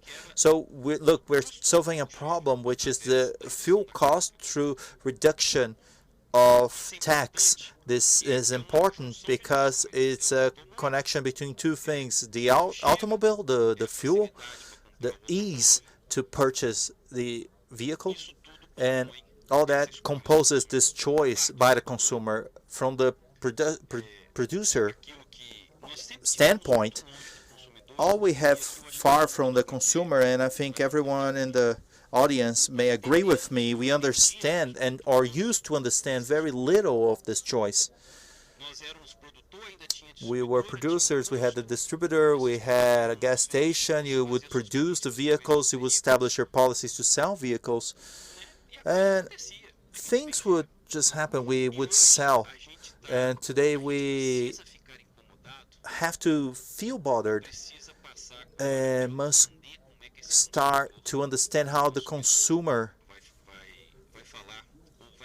will speak and decide. And Pablo has been saying this, it's not today, but it's been saying this throughout many events I've been joining him. It's important to understand what the consumer wants, and it's important to work on what the consumer wants. So, and we recently ran a research when we find, for instance, there are a lot of people in Brazil that they don't know their vehicle can be filled up with ethanol. They don't understand that ethanol is clean and renewable. So we have to feel bothered by this. It is our challenge that we must address and attack this problem. So to rewind a little bit to my first talk, we have a challenge as a country to defend bioenergy in the world. And that may not be imposed. This must be very well strategized and dialogued around the planet. This is the first point. We have a lot of things to show, and ethanol is one of them. And on the other hand, we have to have a challenge with our over 200 million Brazilians. We have this challenge of dialoguing with these 200 million Brazilians, maybe the older generation or younger generation, who also have their different preferences. So we do have to align efforts and think whenever we gather that we're defending a model based on Brazilian automotive industry and a model based on consumption of Brazilian ethanol. We're here defending 20 million Brazilians, meaning 20 million Brazilians are behind us in the whole chain, depending on these decisions. So it is very important that the decider, the public decider, and everybody understands this process and why we do have to propel this. So these are initial considerations I would place. I don't think I have exceeded time, so sorry for long remarks. Thank you very much. Well, we are here on the panel talking about biofuel and the future of mobility. But it is inevitable to touch on what has been moving the world around, and the dialogue and debates have been taking place much regarding electrification, which is BEV itself, meaning this is a reality that is presented around the world and also for the Brazilian market. It may be in smaller or bigger proportion. And I have a question, not a question, but I passed the word on to Rafael Chang, and we did not agree with any of the speakers, but just as provocation, and if anybody would like to comment on top of these collocations, please feel free. So the matter is electrification. Will it overlap other technological solutions? How do you see that? Short, mid, long term. As we placed in the beginning, we don't think it'll be an only solution. One solution was better than the other. X is better than Y. It may be that at one given moment these technologies will coexist, and a lot of the variables will depend on energy mix and infrastructure. It may be a small city in which the recharge for infrastructure may be better for electric cars. That may be the case. But for instance, in continental dimensions, such as a country like Brazil, it may not be. It may be good for a city such as São Paulo, Curitiba, or Rio, but for the countryside, for instance, the recharge network may not be established, so the solution might be an ethanol-powered car, a hybrid car, for instance, which doesn't need all this infrastructure. So we believe that in the short, mid, long term, there will be a reset structure, energy mix, and as placed by consumers. And this balance, I think it's also important. Going back to Mario's talk here, we may say that one technology is better than the other. No, but when it comes to agendas and social, environmental, and political, we can say environmental is better than social? I don't think so. And the balance we must find to establish this transformation that ultimately we have to do with the decarbonization of the planet, that has to do with the environment, but create a disruption in the social area. And socially, we're talking about employment and the industry. Any comments? Ethanol. Is it a short-term solution, a transitional solution, or do you see it as a continuous solution for the future? Whether Brazil can be still betting on ethanol? I think it depends, Marcos. I always talk about Volks. I think it is applied to all companies. And 30, 40 years of the industry, technology would always come from our matrix house technology and structure. And it's the first time in history we're inverted. If we don't invent our own future, Europeans, Americans, Chinese, they will not invent things for Brazil. So we have here an unique engineering in Brazil. We're not talking about any other country. We have this engineering that may design from a screw to the final car. There are generations of excellent engineers, generations of them. We have an industry for ethanol, which is fantastic. We need to put ethanol as an alternative, not only as an only source. We need more sources, more solar sources, wind sources, and hydric sources, and more ethanol sources. If we manage to export technology from Brazil to worldwide, imagine the potential, the geopolitical potential for Brazil. We know we export a little bit of oil and lots of diesel. If we manage to export ethanol, we'll be exporting raw material, knowledge, and added value. No one else will be creating this technology for us. And in the car making industry, you have all the knowledge to conduct that ourselves. We at Volks, we established more than 26 partnerships with Unicamp, USP, and so on, with many resources to tackle solutions here in Brazil to be able to be exported to the world. Because if we create a solution for Brazil only, this thing will not work. We must scale it up.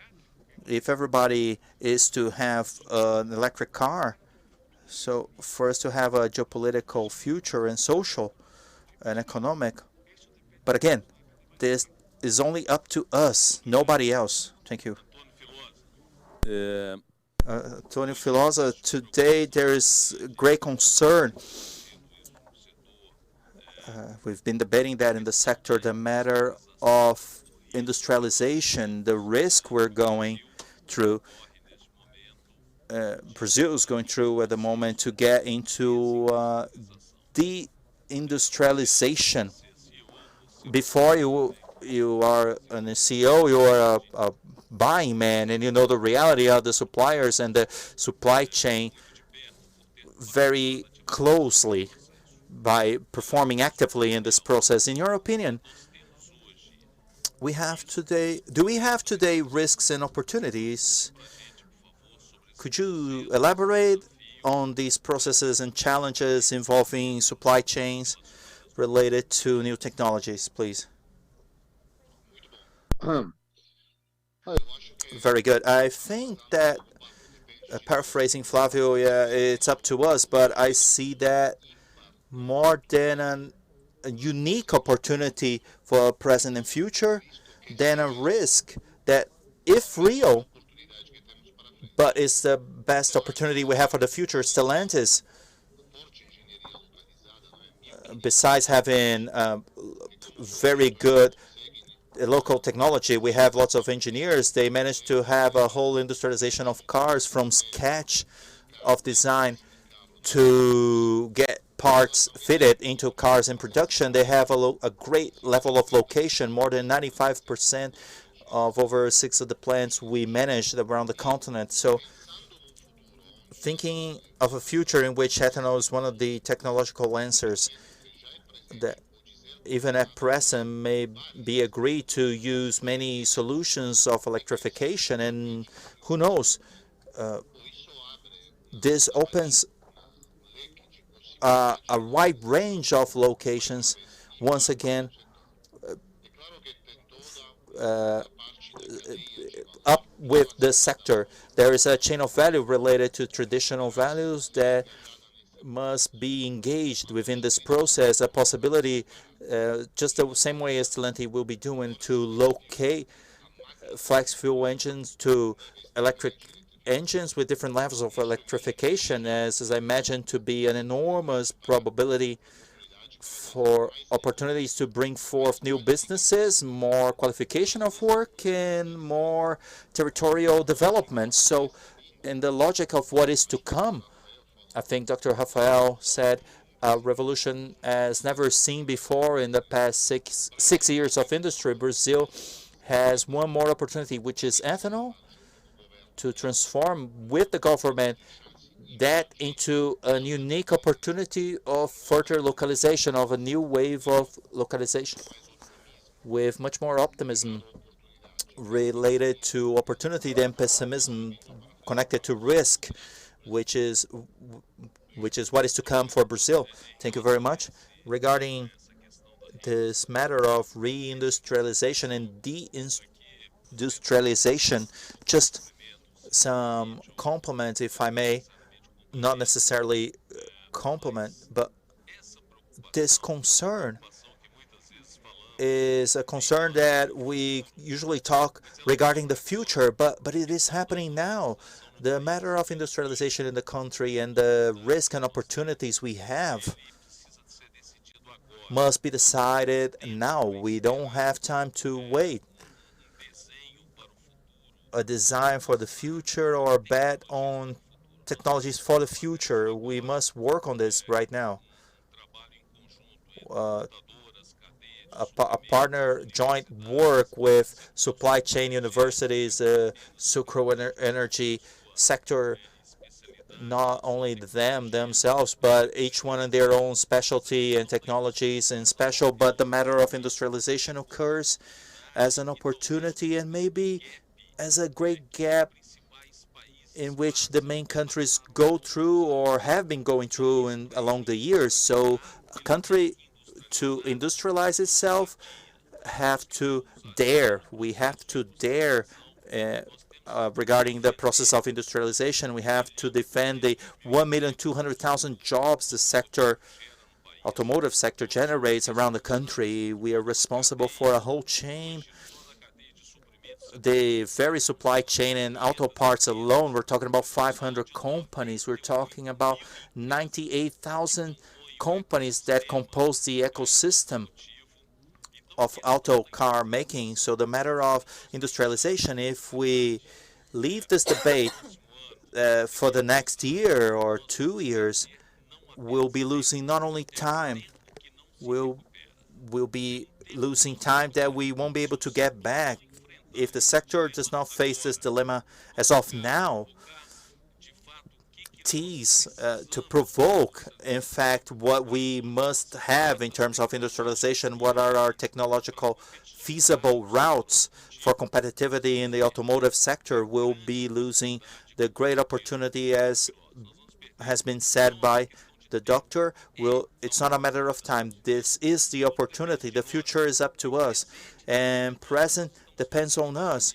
We are doing investments, and the automakers themselves announced an investment of 150 billion reais together with the auto part makers, and these investments may increase, they may decrease, or they may be postponed throughout time, and we have the option to work with this reality now. This is a challenge the sector has when it comes to industrialization, to transform the diversity of programs we have into something that is factual and allows for industrialization. So we have the Rota 2030, we have the fuel of the future, we have the RenovaBio, many programs, the matter of emissions and technologies. We have a series of programs that end up influencing directly the choice between investments in Brazil and investments abroad. This is the time for us to work on these definitions now, face very daringly the status quo. We very market that used to have 3,800,000 units per year. We have a great challenge, which is to transform this future into a reality, and a reality that is feasible for the consumer. Another question I pass on to Ricardo, a question that was asked before our event: when fuel cell will be a reality in the Brazilian reality, or whether in fact it will be a reality. Talking a bit about fuel cell, Nissan has been working on this research part. We still have a few challenges to be met, so we can do all the targeting part with the vehicle. We have to have a better balance. The vehicle must have a size, the cell must have a size, so the vehicle can deliver the customer the same use as a conventional vehicle today. We need to have a balance from the size of the battery, the fuel cell, and those tests that must be done.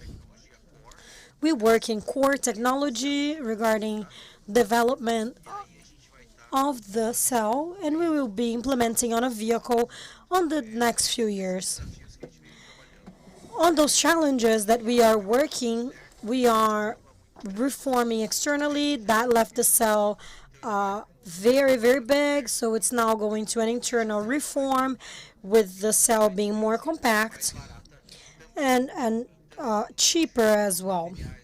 We now have materials as metal support. The first generation used ceramic cells. It was fragile. And this metal support technology gives you a technology that will provide more durability, talking about the driving ways. We are advancing with this technology, and we are going to finish to be implementing soon. Thank you, Ricardo. Mario, a question for you now. How do you see RenovaBio and the future fuel? I want you to talk a bit about RenovaBio and fuel of the future. RenovaBio is an inflection point. We have Dr. Plinio Nastari and many people. We had a problem because we knew there was a new and renewable product, but it wasn't auditable, certified. There wasn't a program saying if it was clean. And that's why it was important to think about the life cycle. It is important that politics and all the policies understand that. From Proconvi, from Rota, from RenovaBio. RenovaBio was an inflection point for us because first, it differentiates the companies. They're not the same. We produce ethanol, they're all the same. But from that point on, we start intensifying benchmark, how we are going to do things more efficiently with a smaller footprint, and then we are going to have the biomethane program to intensify the diesel usage, and as an indication coming from the Renova program. It's important to understand our process, where the emissions are, and reach a better climate market. And now we have a climate incentive. And through ICBio, we have an economic incentive to increase production. That brought previsibility of 10 years with the aims.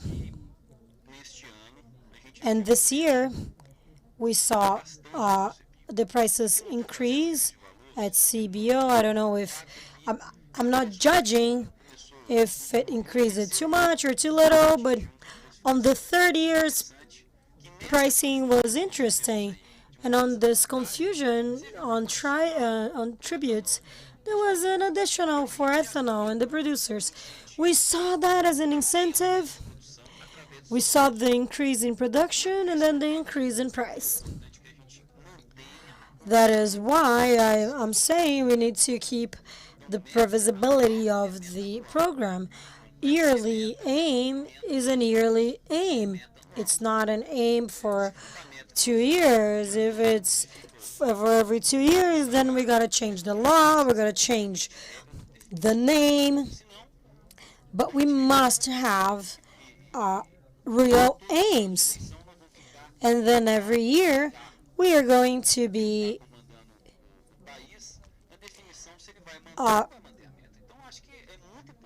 hostage of the person who is in front of the country to see if they're gonna keep the aims or not keep the aims.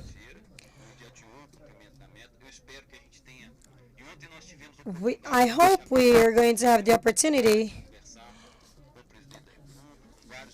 to discuss that. We've talked to the president, many ministers, we externalized our arguments, and we hope that Nova Bio gets back on the track like last week. Future fuel shows all possibilities. We're talking about ethanol here, but this biofuel world is very broad. We have aviation fuel, biodiesel, we have hydrogen, we have ethanol as a source of hydrogen, showing the concept of Professor Gonçalo. We have this integration, and that's very important. And it's important for us to have those policies in a predictable way. Because in the past 3 years, you've mentioned the revolution, the biggest revolution of the last 100 years. The sector is undergoing a huge transformation, and this transformation is important, and it's important because of this previsibility. Well, thank you. We are going towards the end. I would like to open a couple minutes for the closing, starting from Antonio Pablo Desi, Rafael Chang, Ricardo, and Mario, as you wish. I want to talk a bit about purpose. We all have different management. We talk about policies and cars and ethanol, but those things happen because people are behind those processes. I cannot forget to mention people that are not talking about ethanol for the last couple of years. Plinio talks about it for over 30 years, where nobody even thought about the future of ethanol. Plinio is a champion. He is a great person. I would like to show my recognition, as he's a catalyzer in Brazil, India, Indonesia. He is an amazing person. Pedro, with his expertise. But the thing is, people need to be exposed. Nobody's going to change public policies. And Nova Bio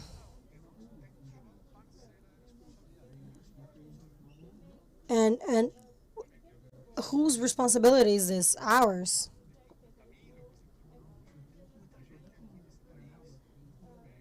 We have a lot of people here, Marcio.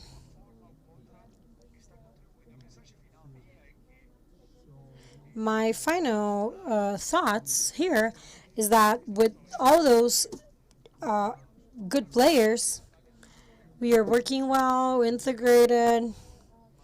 You know, you win some, you lose some, but we have to change the policies. And I have this view that we all want a better future with more jobs, more agro. And who does that? That's us. I'm going to make Marcio's words mine. We have to work with the automotive industry, the energy sector, with our suppliers as well. We need to use this opportunity and invite our audience to use the technological route. Hybrid vehicles, electrical vehicles, plug-in vehicles. And I'm not talking about Toyota, I'm talking about the routes the industry has. And it's important for all players to understand the advantages, but also the challenges that these technologies will present, and then understand the Brazilian technology and then understand the best route to find the best way to develop Brazil and provide a better country for everyone. Antonio, yeah, thank you. I think as companies in the sector, we have a fundamental role. We have a key role for CO2, a key social role, and the qualification of work. We are talking about government sectors and companies where we can bring to Brazil what's being mentioned as a single opportunity for industrialization. As you said, Marcio, the decisions must be taken quickly and they must be certain. We must listen to all players and we must listen to everyone involved. But if this is done correctly, we have an opportunity to bring technology, to develop new technology, and to bring providers that are out of the country, to have positive investments in all territories, to develop develop the ecosystem, generate over 1 million jobs, several companies, colleges, and research institutes. If all of us, in an integrated way, if we're going to create that, and we create that, certainly the correct decisions will be taken for Brazil. Thank you. Thank you, Antonio. Concluding, Nissan really believes in ethanol and electrification through ethanol. With this objective, we are being partners with Brazil and being partners to universities, and we are going to use Brazil's ethanol next year. The objective is to use second generation in a plant in Japan to provide part of the technology with a stationary system. So all of that due to the benefit of ethanol. We are looking for the zero carbon cycle, and we're looking into technologies to be able to apply that.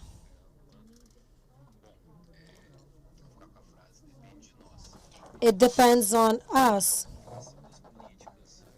It depends on us to work with policies, to change the narrative, to prove to Brazilian people that this solution is the best one for Brazil. It depends on us to show to Brazilians that from that we're going to generate revenue to Brazil. And it depends on us to interact more. The entire automotive chain depends on that. So count on us for whatever you need so we can together build this future of mobility in Brazil. The way it is, and we'll definitely fight for it to be with our ethanol, done in Brazil with Brazilian technology. Thank you so much for the invitation, and congratulations. Congratulations, Gaffy, because you accepted to be here on this table today. Thank you. Thank you very much. I would like to wrap up reminding you that on our panel, I missed my friends from Pesado. We have a strong debate on biofuels regarding heavy machinery people. So I talk a lot about the relevance about all the technology regarding biofuels for heavyweight. Pablo mentioned about Scania. I had the opportunity to talk to many representatives on the truck sector and how this sector is betting on these alternatives as a solution for decarbonization. Machinery sector working a lot with biofuels for decarbonization. So our debate is much broader, and we will certainly have opportunities to go back into that theme many times. So to wrap up, a sentence from a Brazilian poet, a very famous sentence in Portuguese.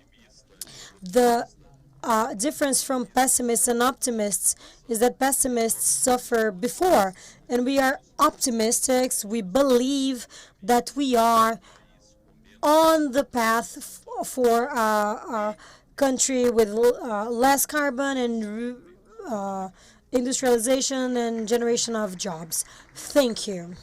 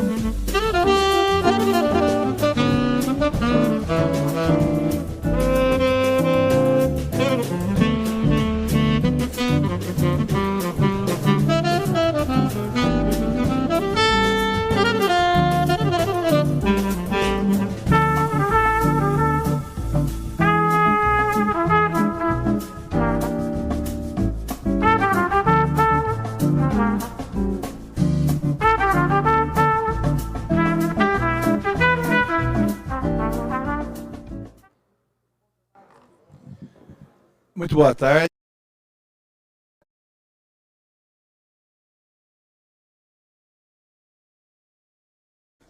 Thank you for the whole team of organizers, Data Agro, and welcoming all the organizers, and to say that this panel as presented will be covering public policies regarding agro-business and its competitivity in the market, both internal and as well as exportation.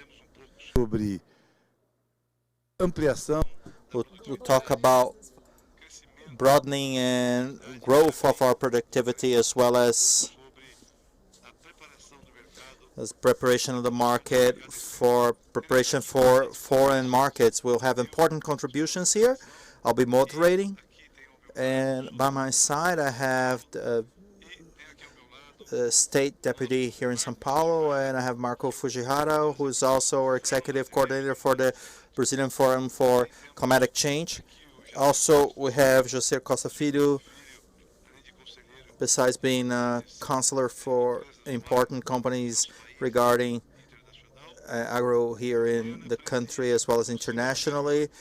He controls agribusiness for FIESP, the biggest federation of industries, and consequently agribusinesses in the country.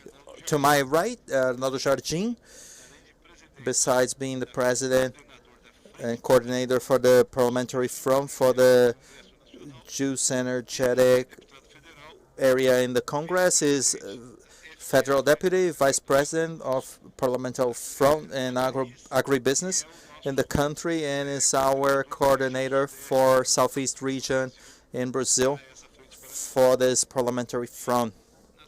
And to follow up, we have Gustavo Carneiro, General Director for IPA, the Pesta Agri Institute, or responsible for executive organization inside PDA. I thank everyone, and we'll jump straight into the start of this talk, acknowledging to have the presence of our Secretary for Agriculture and Supply of the state of São Paulo, Chiquinho Matorro, and to have here as well the presence of our Cesário, who is the president of Abramilho and presides the newest Council for Agro within our institutions of commerce in Brazil, which is a commercial association of São Paulo. And also the privilege of not only all the makers of this event to have here in the audience, Plinio Anastati, and getting here to be part of this crowd, our ladies in agro, the whole family that follows that up, and Meireles, who's the vice president of ISP and president of Sebrae Council. We thank each and every one of you. Camarguinho, the commander for Macadamia, so many friends. Not without further ado, I want to leave my thank you in regards to everyone, and for those who follow us on internet, we'll be hearing Marco Fujihara, and who should be leaving his contribution in the talk at this moment. Thank you. Firstly, I would like to thank organizers of the event.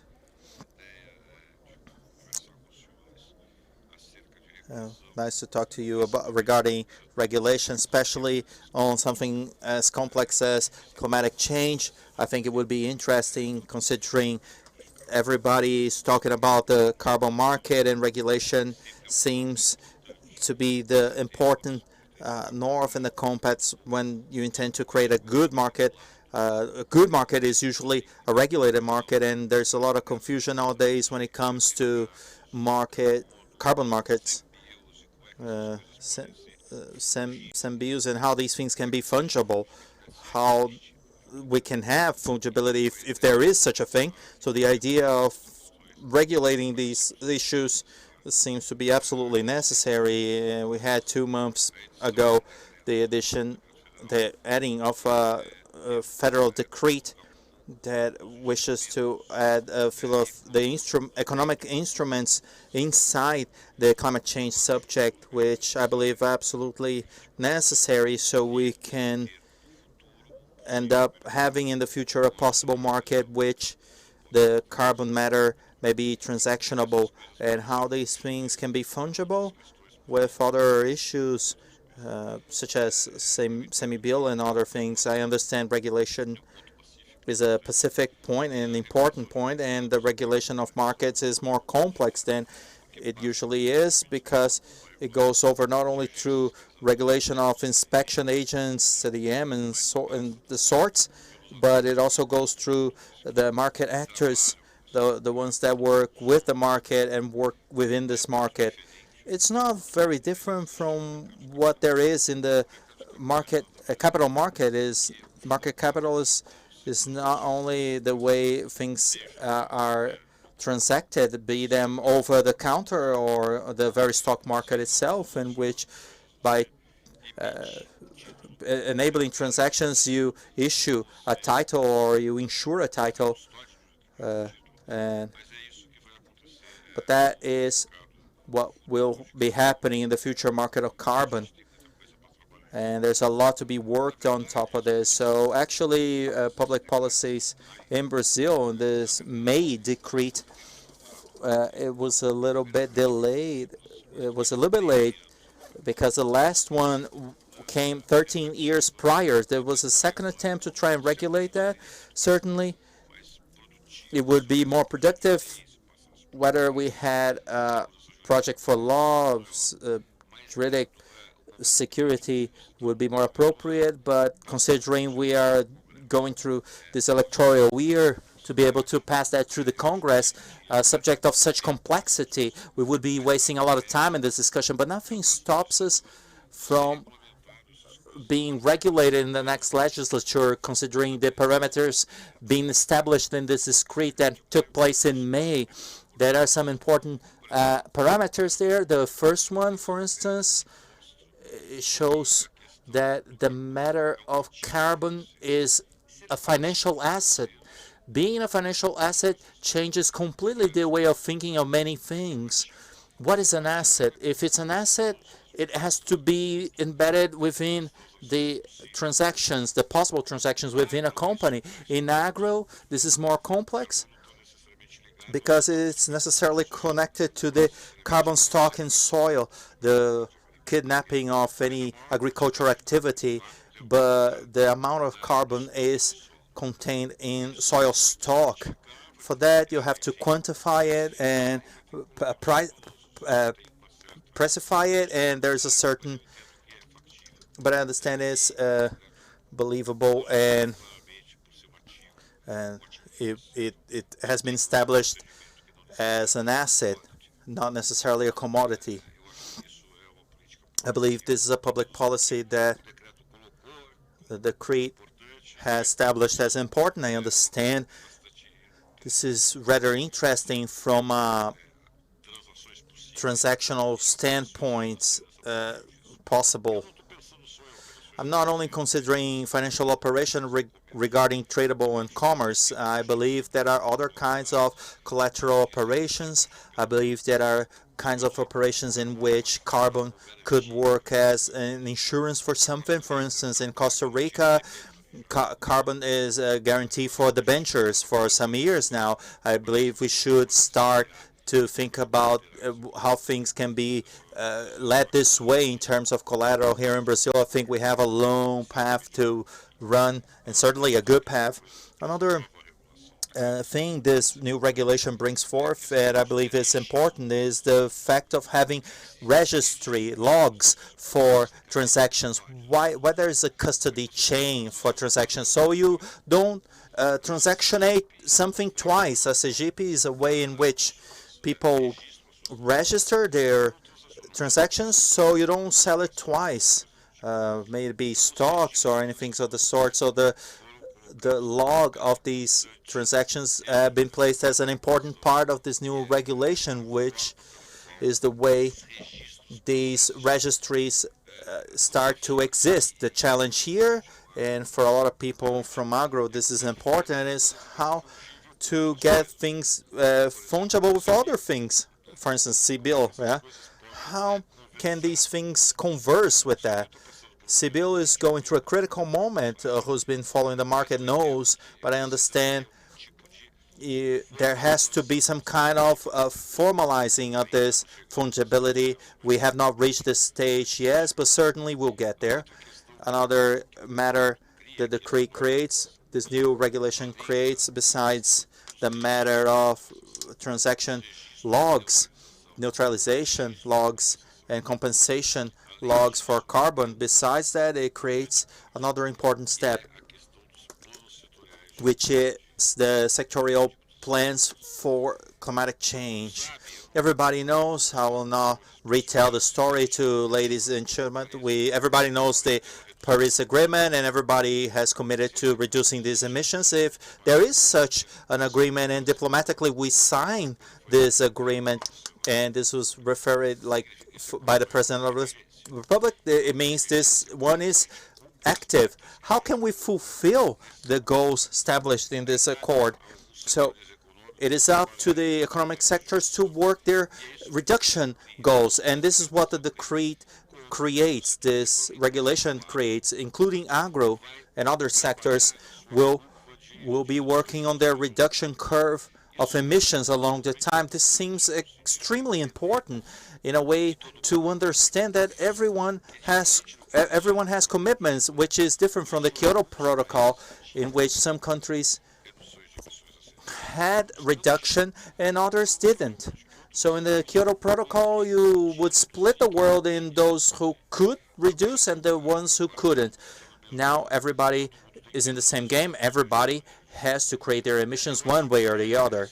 I believe these regulatory issues are absolutely necessary. It's a good thing we have the Deputy Another Jardine, who'll certainly be addressing these questions via law projects, and will certainly have some important issues. And I particularly understand Brazil needs to have this as soon as possible. It is necessary because we have comparative advantages that could be transformed into competitive advantages. I have worked in many years with Mr. Leo Batista, and he would tell me this every day. We have to turn comparative into competitive, and this is believable. I believe a possible regulation is necessary and enough for us to keep on with this protagonism. We are protagonists of some things, but we can be even more protagonist. I believe that we also have to have a detail. I wrote a book that is called The Value of Forests some years ago, and I would say in the introduction, Brazil is the only country that looks on the name of trees, and we have to take advantage of that because we are not taking advantage of even that. So I believe we have a good path. Regulations we need are numerous and rather important. Agro has an absolutely important role in all of them, be them as the role of protagonists. We could be good at this and that. We'll be throwing confetti on top, but we have to put our foot down on the ground and then say, let's be realistic and let's transform this into regulatory and increase our comparative advantages and end up generating competitivity. All of that to reach another subject that I will not be putting here. If we don't do it, they will be doing it on the other end. They will create carbon tax, a whole bunch of things. It's better for us to create ours. Otherwise, there will be a lot of people, Brazilian products will be taxed for certain, and the tax agro products, though our margins are small, it can be very complicated. There are some siderurgic materials that already have that with carbon taxation on European borders, so it requires again an absolutely efficient regulation and fast. Otherwise they'll do it first. So I have my perception that we have to create this format for regulation as soon as possible. I'll be ceasing here. So there's a lot of things to talk about, and I'll leave it to the moderator. Thank you very much. Muito obrigado pela importante Thank you for the important contribution and intervention, and we'll follow up on this panel to talk about public policies that work. Example of efficient regulation, and the purpose is exactly to discuss public policy for the agribusiness and involve another Jardim here to talk about what we must come out in front, setting the tone of what we should be seeking. And let's look at the contribution by Jarci Costa. Thank you, Itamar. It's a pleasure to be here. Thank you, Plinio, for the invitation. It's an honor to be participating at such an important event for agribusiness and global. I would like to take the advantage of the member and the former Secretary of Agriculture, Itamar and Arnaldo, and talk a little bit about policies that worked for us to follow good examples. The state of São Paulo, we recently had, in my opinion, 2 public policies adopted very important to agribusiness.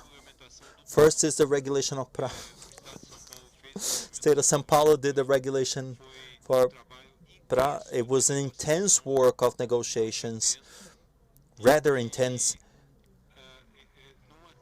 that did not meet any of the parts, did not attend any of the parts, and that's why it was good, because in this negotiation both producers and environmentalists found everything, there was more to be done regarding each one's thesis. This ended up not happening. However, this brings environmental trait, which is important for us. Without a doubt, it places São Paulo in the vanguard of agribusiness. The state of São Paulo represents already 25% of the Brazilian agribusiness. The agri-industries and are located here for equipment. So there's a rather important trait in terms of image of agribusiness around the world. So it's a theme I find rather relevant. Another public policy adopted in the state of São Paulo, which is very much connected to something that is missing in Brazil, which is juridic safety for production, the regulation of possession of land in the portal of Paranapanema. He ended up with a discord of many years, provided important power to our producer, rural producer, who had been producing for decades and had no safety regarding possessions, and this would avoid investment by the producer. It prevented the producer from perfecting and evolving, and we're getting into a stage that it's very important. This juridic security. So this is an example by the state of São Paulo that we must be following. Another aspect, and I go back, that the modern the agribusiness is leaving in some sectors. It has already stopped being intensive in labor to be more intensive in terms of capital. And a policy adopted, which was very important, was the FIAGRO law reported by our Arnaldo Jardim, which I'm sure he'll be detailing with much more property than me. But Arnaldo is landmark, because to finance agribusiness is a need, because agribusiness is more and more intense in terms of capital, and this leads to us providing the mechanism so we can develop and the pungency it requires. And as discussed before in this forum, ensures food safety the world so much needs. This is another aspect I believe is very important. So I would like to wrap things up to mention the example of RenovaBio. RenovaBio had an important participation of Plinio Nastrali. Back then, he was part of the board of National Energy. It was very important, the presence of Minister Fernando Coelho Filho. He had a vital role. Leaderships from our sector. Back then, André was the president. Mario was substituting him. And together, we made RenovaBio bill. It was an important step. Regulation of RenovaBio for over a year with loads of work and persistency, and we implemented, and it started working in the pandemic in 2020 very successfully. In 2021,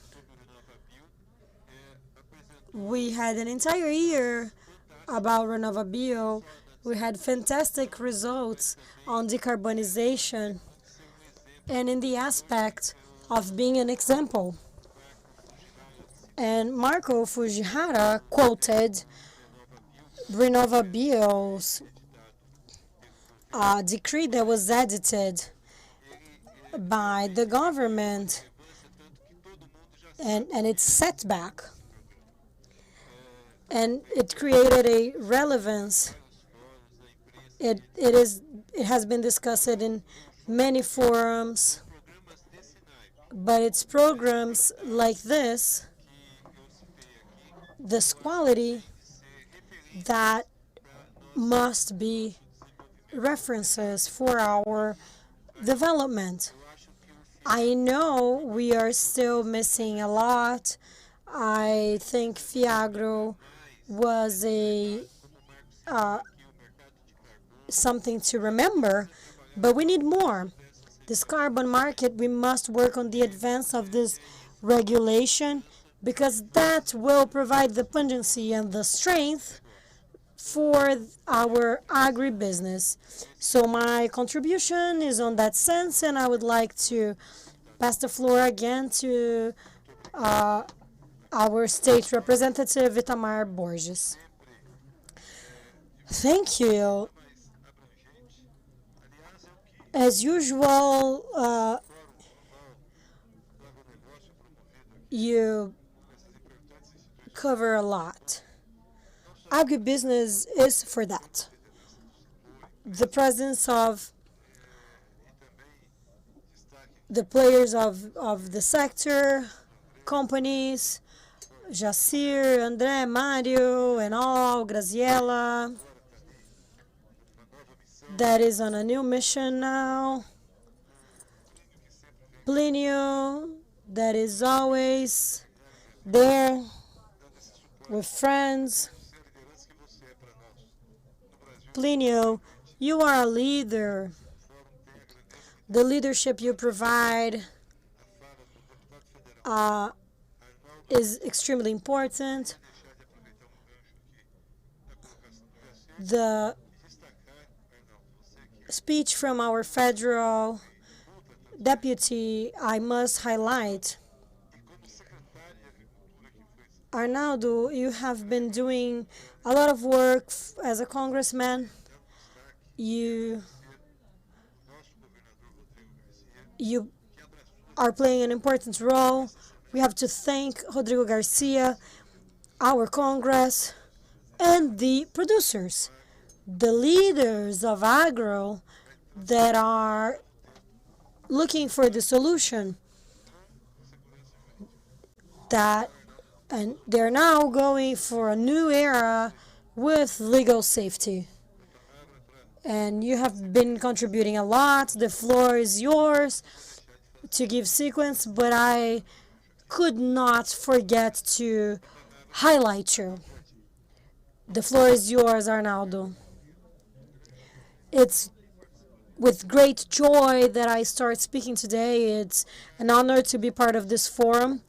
We are sad because it's almost over, but we are happy for the success. The broad approach, the consistency of the debates, and of course, from the mission of ensuring legal safety and producing sustainability. This forum contributed for this debate in Brazil and in the world. The representation was voiced for this power and this responsibility. We are happy to be here. I'm privileged to be besides Jacir Costa. He is a reference, not just by his work, but because of this trajectory. Jacir is a practical, effective, and reflective. He always provokes. Marco Fujihara,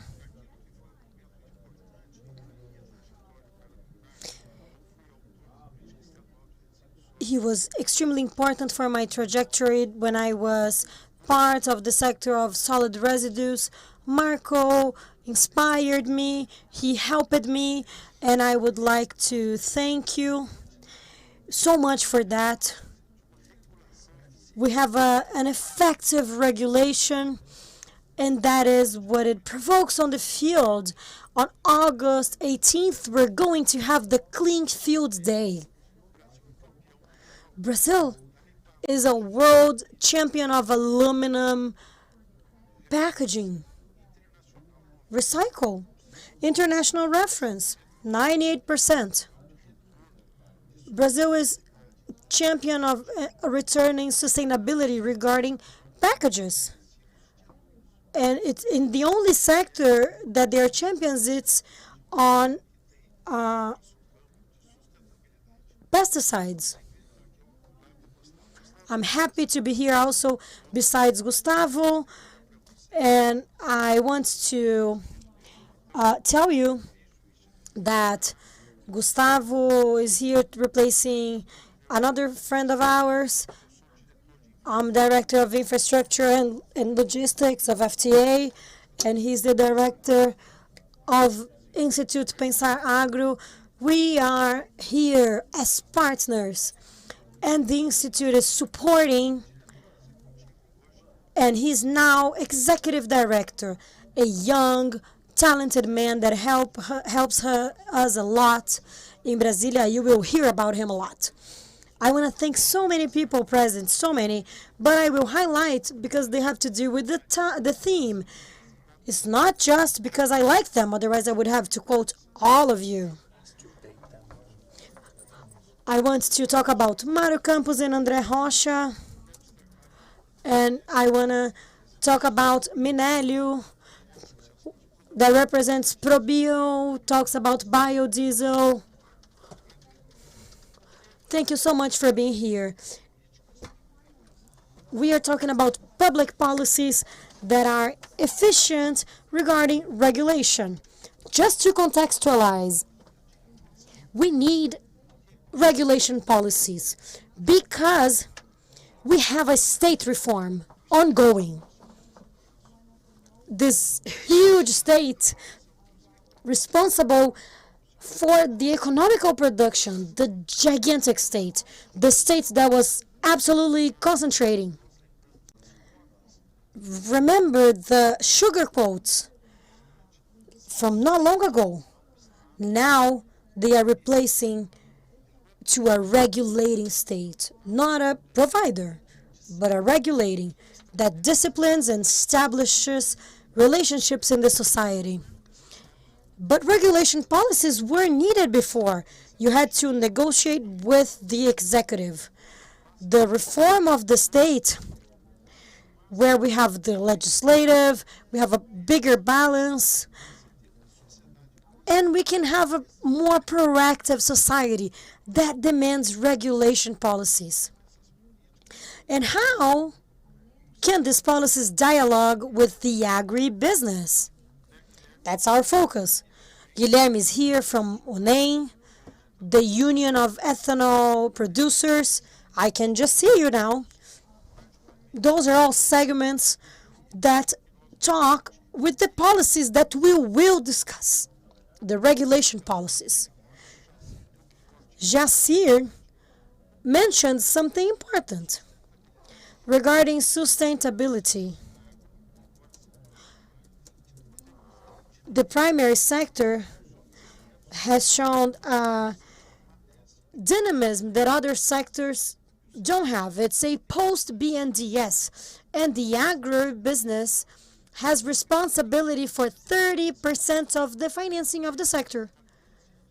12 years ago, 100 of the sector. The sector constituted new moments from the moment that barter operations, and we have many segments here. They established a partnership with the producers. After that, it extended to equipment, talking to the producer. The sector self-financed.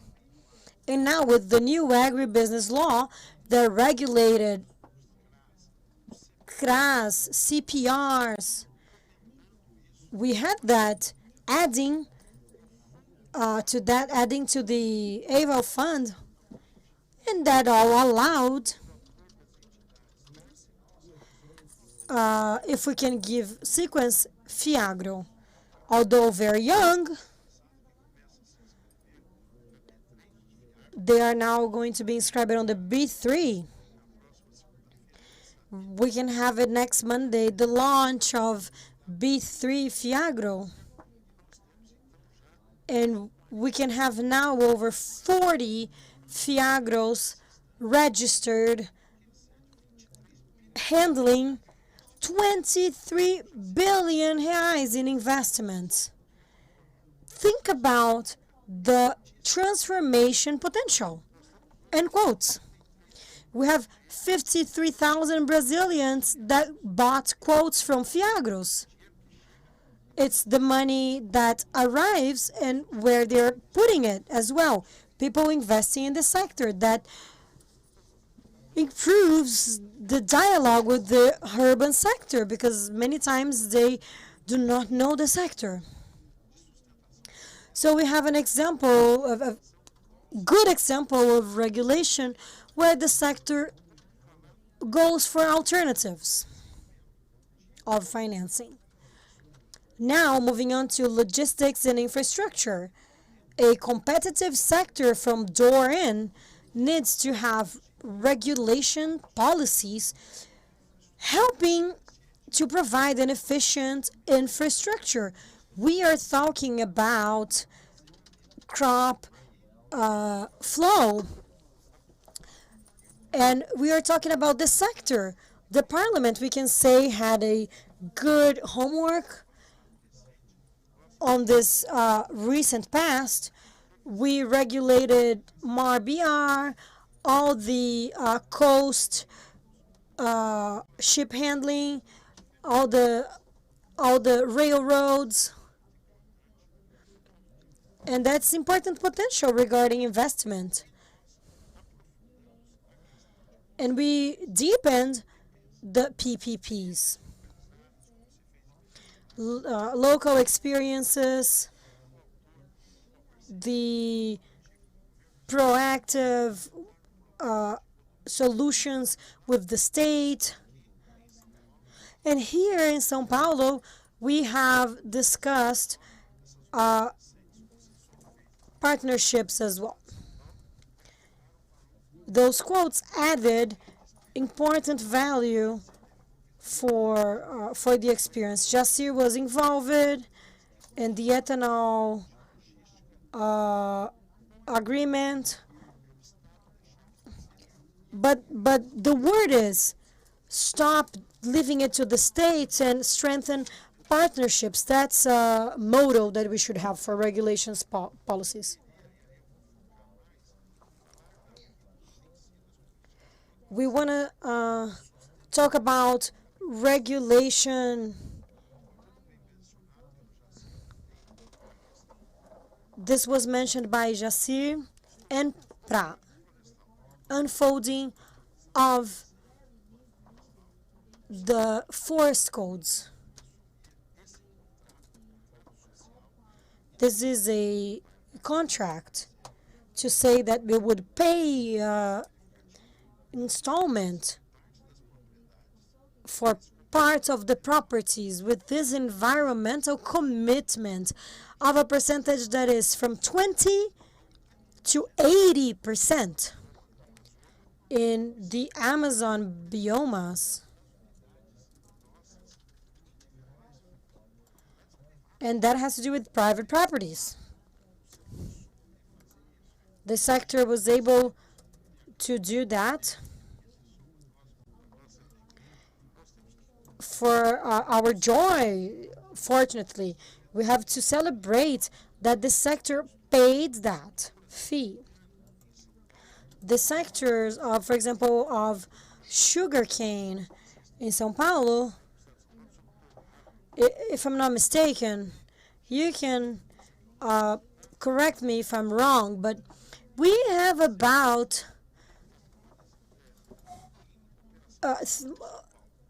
300 harvesters, about 1.5 million. I was going to say 1.5 million.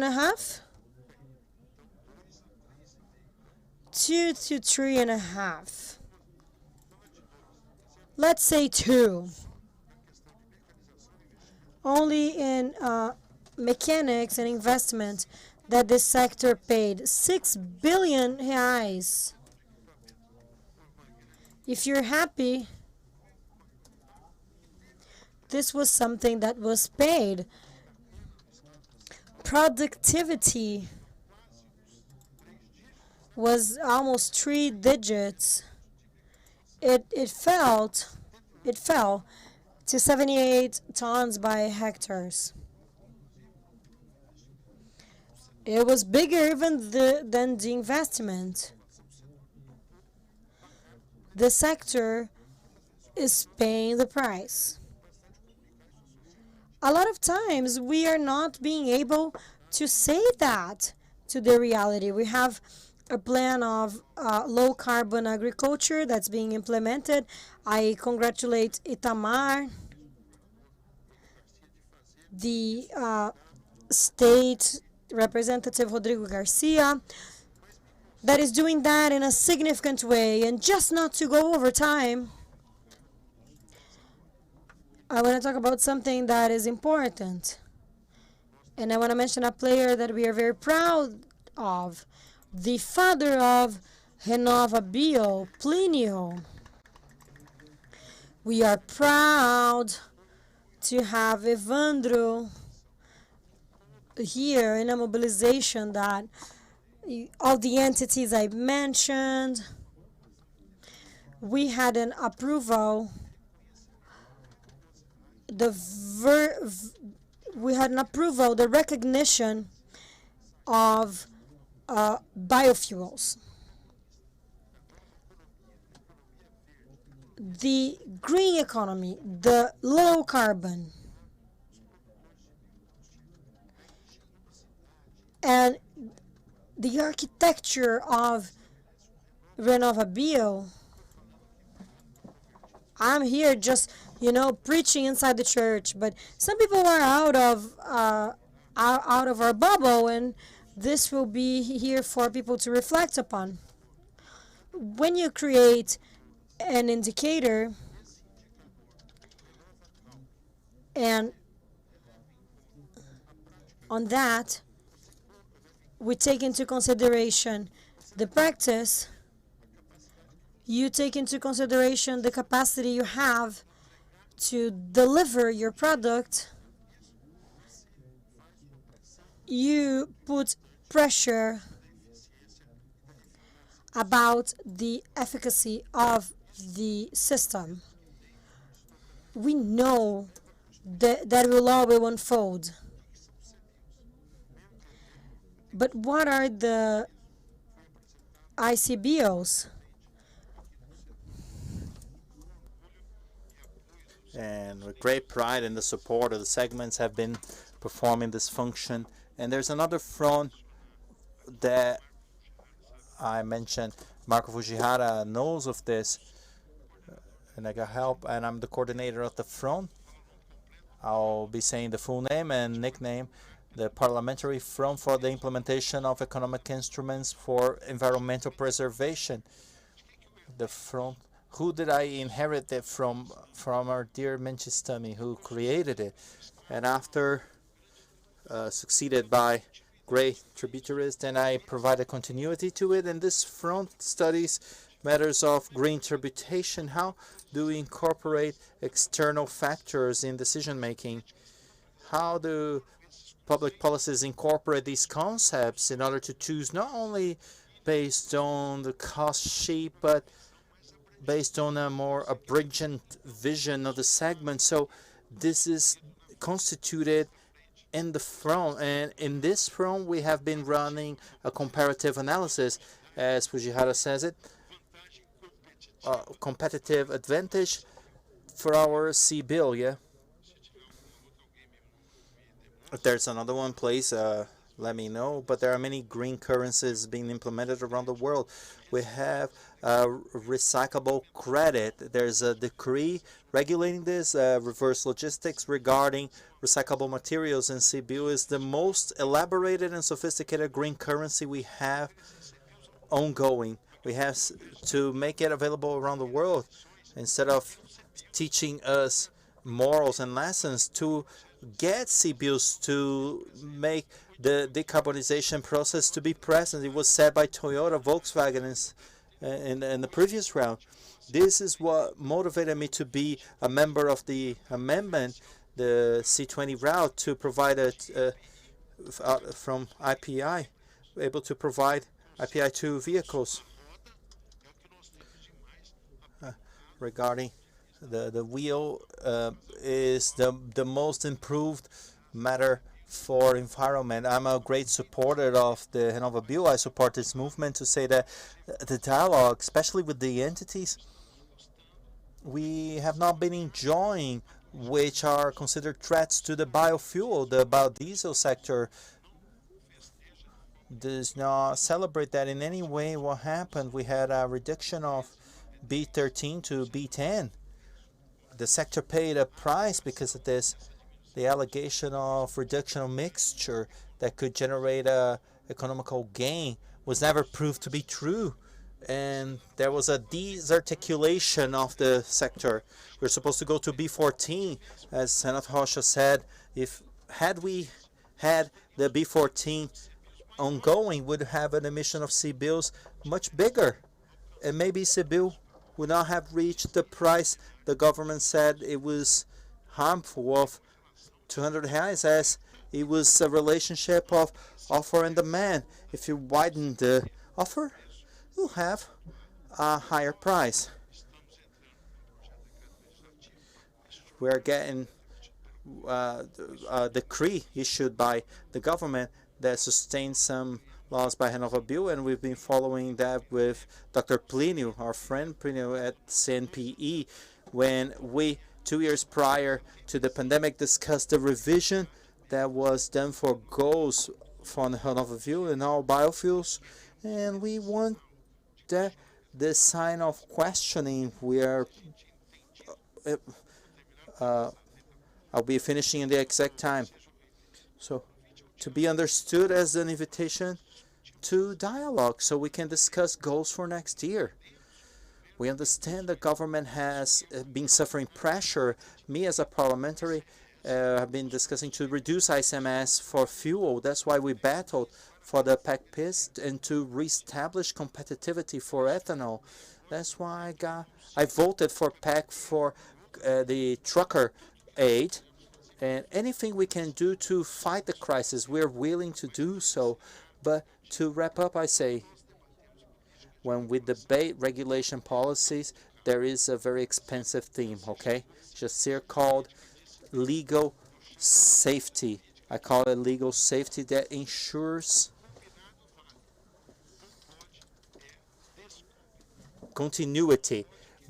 It is worth being agreed upon, but it may not bring rules that can harm the credibility of the program. It's no good. You have no conditions to introduce this to the world, that which are our attributes. So my invitation is to dialogue, to preserve the policies for biofuel, so we may consolidate this extraordinary experience. Cebil, RenovaBio, and Brazil may be at the vanguard of the green economy. Congratulations, Arnaldo. Thank you. This initiative and coordination of the time, together with the remaining organizers of this forum, not only the ones present, but the ones following from around the world, to get to know public policies such as this, that places the business environment, exportation, and legal safety as important matters, from climate issues brought on by Marco, those abringent approaches by José and Arnaldo that left here, not only the legislative matters that have advanced and others that have been straightening the sector. And to complete these important contributions, let's hear Gustavo Carneiro from IPA, Instituto Pensar Agro. Thank you, Itamar and Gafi, for the invitation, the Institute, for us to have the opportunity to be able to talk a little bit about, on behalf of President Nielsen, who could not be here. I think it's important for those who don't know, explain a little bit what the Institute is, provide you with a little bit of background on how we work and what we do. The Institute is an association of entities, meaning it may not be associated to companies and people, with the goal of having the technical and operational subsidized for the cooperation. We have a body of 32 employees that support the parliamentaries, and are formed by 48 associations, which of my friends are here with me today, and they have all been mentioned. And we do this work. We've been doing this work since 2013, when the Institute was created, by saying that as our day-to-day is to deal with public policies, I could not forget to mention that one of the most important matters for Brazil as a country that sets itself apart from the world when it comes to international trade is that we have a very differentiated agriculture. We have a tropical agriculture, and I think Brazil is one of the only countries amongst the main economical players around the world that have a tropical agricultural model, and this provides many challenges that us as a sector must address, not only with public policies, but image. As José said, it's very important, as it is a constant challenge for you to address this so-called AGC, unlike many parts of the world that covers the ASG matter. I'll provide some examples of some policies addressing this topic to exemplify these challenges we have around the world when it comes to tropical agriculture, and be able to explain not only to the Brazilian that is a constant challenge, but to the world what this differential is. And I have sorted some examples, and I'll start with the letter A, or letter E, which is environment, which is vastly talked about by everyone. Is the forest code that is a landmark. I think very few people know we're going through a transition of our political model, in which we see a transformation, or almost a transference of the executive power to legislative power. And I think the Forest Code was the great beginning for it all. The Forest Code was the first great law approved and National Congress that came from the Congress itself, not from a provisional measure. It had a qualified quorum.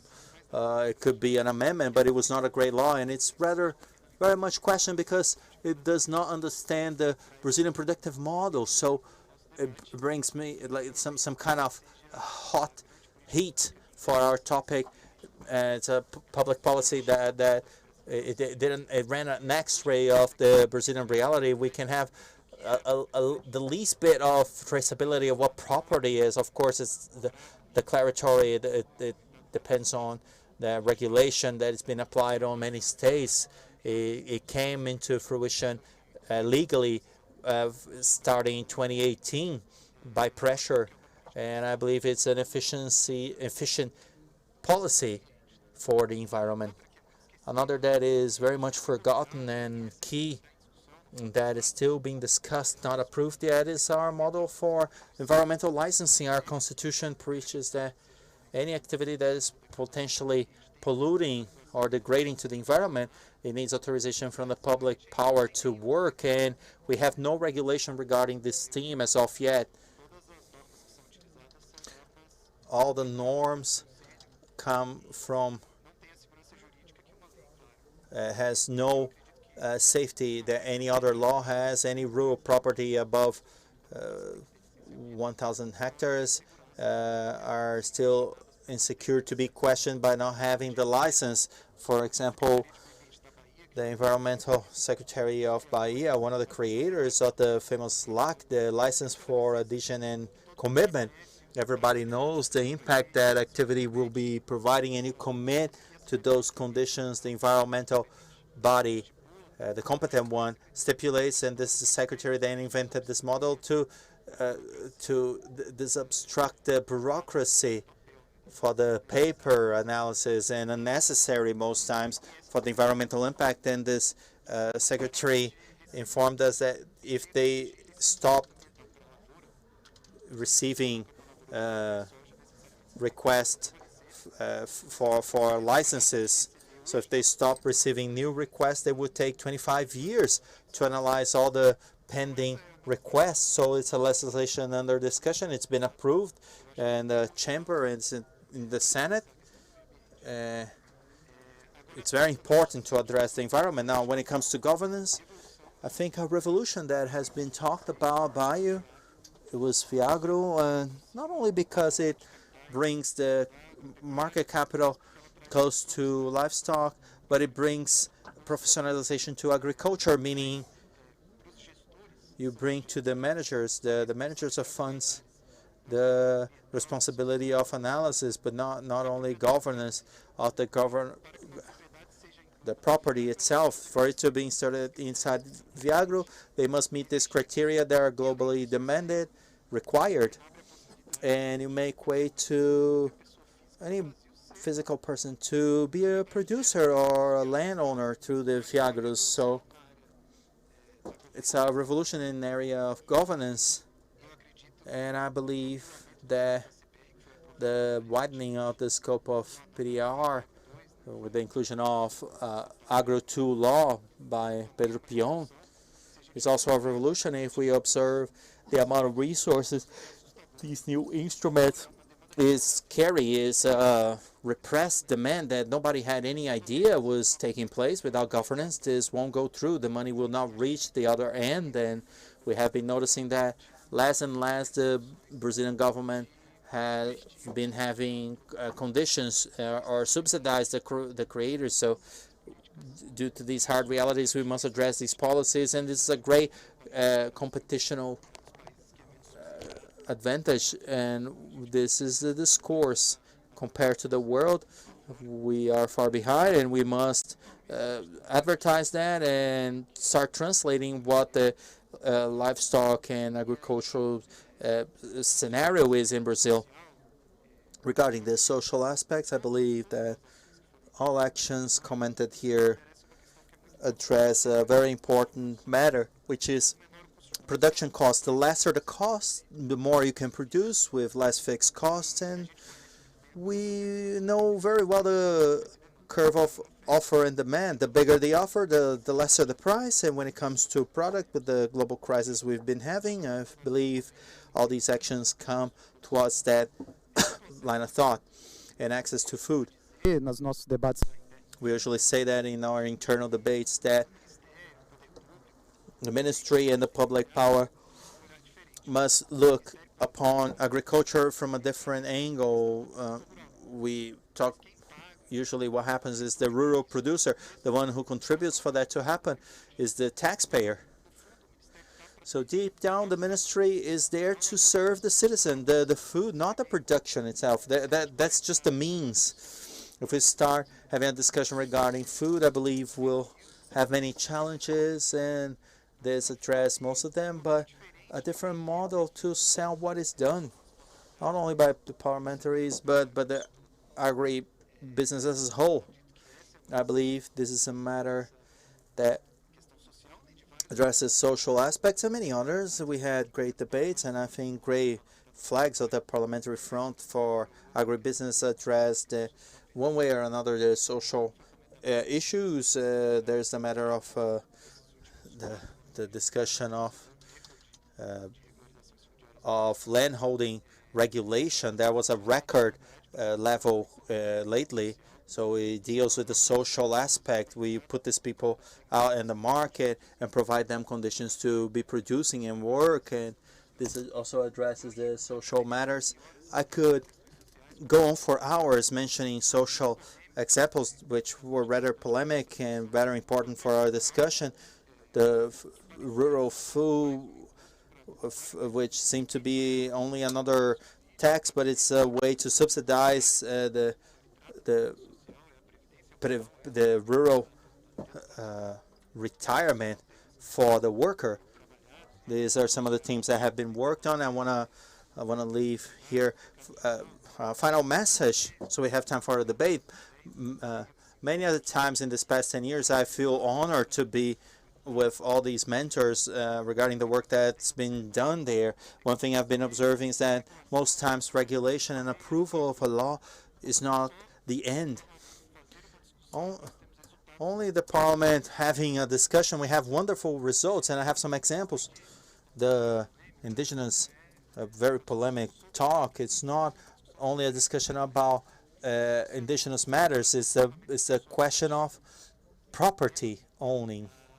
When it started, this discussion, the markings were almost daily. The more you discuss and more they advance, the lesser are the marking of areas of conflict in indigenous areas. They focus on areas with no conflict or no disrespect to the right for property for those who have official titles provided by the state. And it's a rather big injustice that is created. Another good example that addresses the matter of this tropical agriculture that needs a different technological package, different from the world, especially regarding the use of chemicals such as pesticides. And so the law project that discusses a new regulation for registration of agro livestock products in Brazil. I know that this is being used as a non-tariff barrier for our products around the world. It's another example of public policy that's being discussed and has been generating effects even without approval. There was a record of approval of new molecules, and I believe this is a direct reflex of this discussion the Parliament has been holding on top of this theme. So I believe this is a final message, a reflection. We have to take more advantage of this protagonism the legislative has been bringing towards itself, with greater protagonism by the Chamber and the Senate committees, and this will be important for our reflection towards the future, the next presidents, of what the role of the next president will be in this new conjuncture, and as the livestock agribusiness has to organize themselves inside the ESG agenda upon the world, and how the parliament, our constitutional parliamentary system, sees this discussions to resolve these problems that which most times have no regulation, so to speak. This is the message. I thank you once again for the opportunity. Gustavo, nosso Instituto Pensar Agrícola, Agro sempre contribuindo. Our institute is always contributing. The panel, Plinio, has the contribution of our agriculture secretary. He ended with some info about the sugarcane harvesters. 9,000 only in São Paulo and 12,000 in Brazil total. But talking about pungency,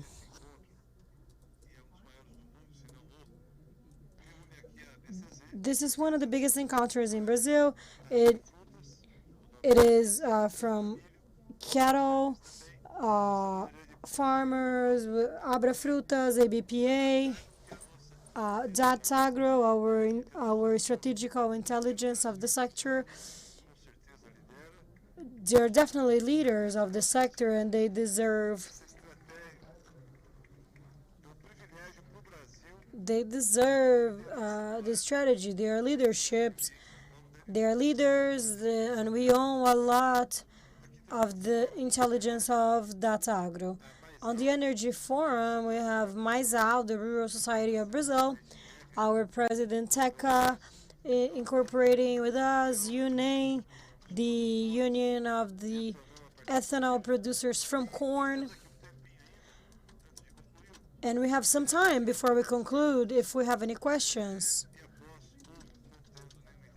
And if we don't have any intervention, we can have 2 minutes for conclusion.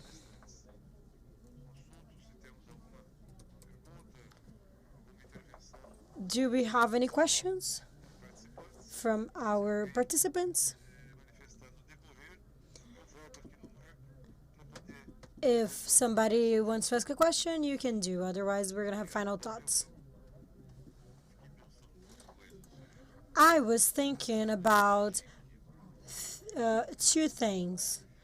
The ESG, that's a way of allocating capital.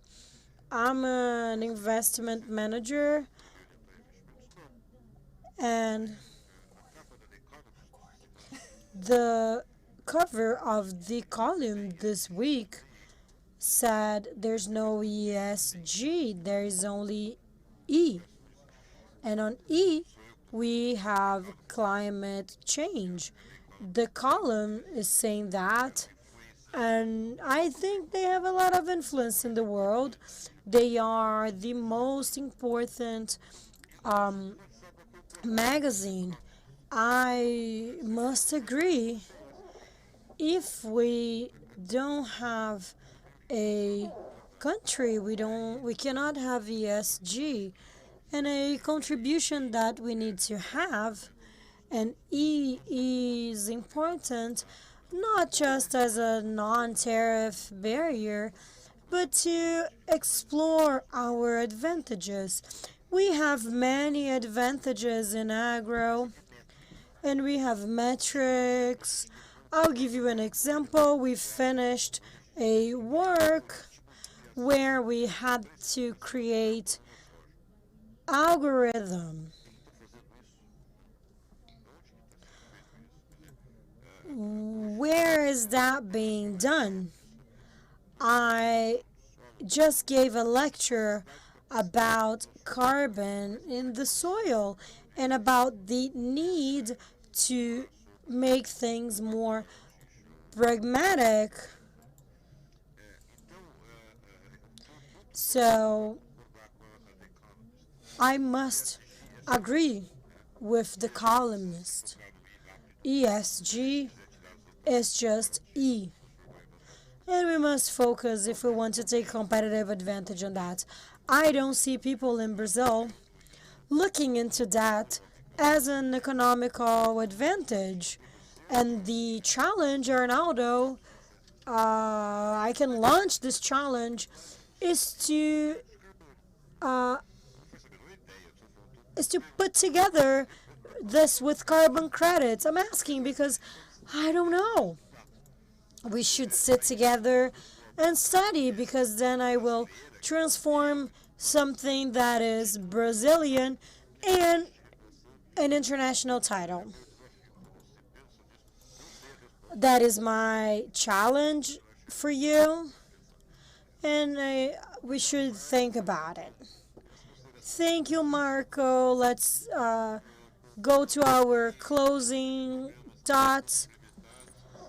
Guys, I've talked about programs that have been implemented. I want to talk about things that are important in the agribusiness and something that's priority at Fiesp, which is the National Plan of Fertilizers. Because of many unions' requests, we have a working group at Fiesp, and we are advancing together with the Secretary of Strategical Subjects of the presidency. We're going to have a meeting on Friday, and I want to thank Francisco Maturro because this integration of the National Plan of Fertilizers is extremely important. We are doing an amazing work with Rio de Janeiro, Sergipe, and Minas, and we want to engage São Paulo in this project. Francisco Maturro is sending the subsecretary to represent him, and Itamar will probably need the Congress of São Paulo, and Del Grande, who is the coordinator of our forum, will be there. And I know you were campaigning for state representative, and it's a shame you're not going to be there, but Edivaldo will invite you to engage in this project. And of course, the priority for agribusiness is to re-elect you. Go campaign. Get re-elected. We are going to need you in Congress. Continue leading the front and the business. It's a shame that Brazil imports 97% of potassium chloride. How can you project a growth of 3-4% a year with this dependence? So many unions. We have 9 unions inside Fiesp. We are in this working group, and I'm going to ask you for your support in Congress for this project. And we are going to continue this project. Thank you. Thank you, Jacir.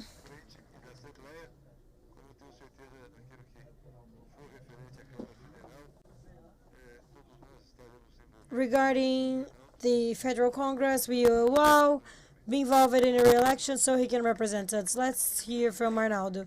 Thank you. I added comments regarding aspects that Jacir showed. I want to thank Mike Fujihara. You have used the word. I want to thank you. The view that Gustavo showed was important in this last aspect, is that when we promote the debate, we make the society more sensible, and even though we don't have the immediate results of a bill, you can repact conducts and redefine behaviors.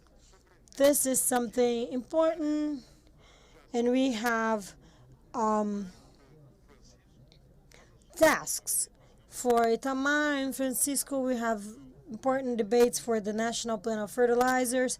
I want to congratulate you for the initiative on Friday. And we're going to be on that. This is a strategic decision for the sector. We want things to work on. Mark Fujihara also provided services. I want to deal with this challenge of regulation of credit and carbon market that is so important.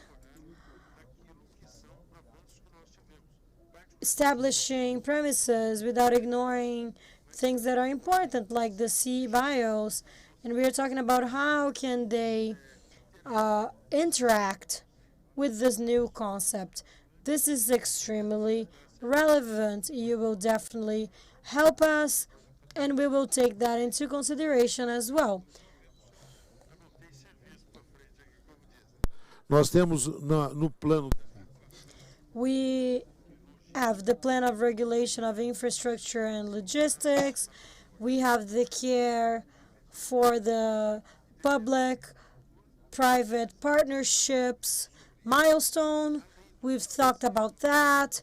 The pesticides bill, Graziella was saluted, Graziella from Syngenta. And we have to face this debate with society. The bill that's going to be approved in the chamber and it's being debated in the Senate regarding agriculture. They are now waiting for the deliberation in the Senate. It's a safety bill for the quality of the food. We are establishing procedures of simplification so that new molecules that are not so impactful, friendlier to the environment, can be in there. We must win this conversation. Finishing with an observation, stability, we need stability. If we are here today on this panel discussing public policies and examples that must be highlighted,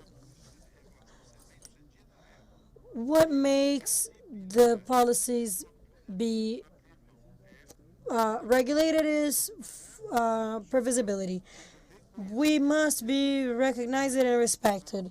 Rules are stable so that people want to invest and want to get organized and thrive. So that can prevail. Thank you very much, everyone, for the opportunity. Thank you. Thank you, Arnaldo. Gustavo, you are the last one. I was quoted. I have to answer Marco. My analogy is ESG, but I think governance is in the center of everything and the definition of responsibility. But the environmental issue needs a balance. Let me explain. A sentence that I heard a lot in college was that a producer that owns money will not think about sustainability.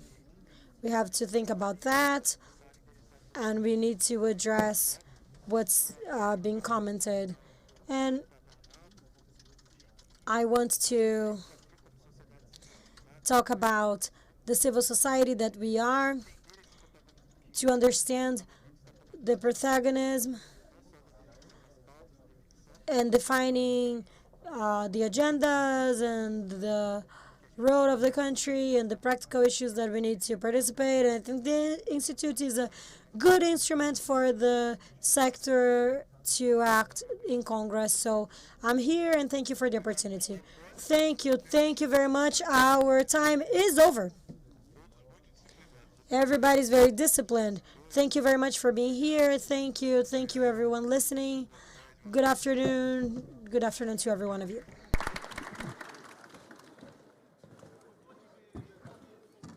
Exatamente às 18.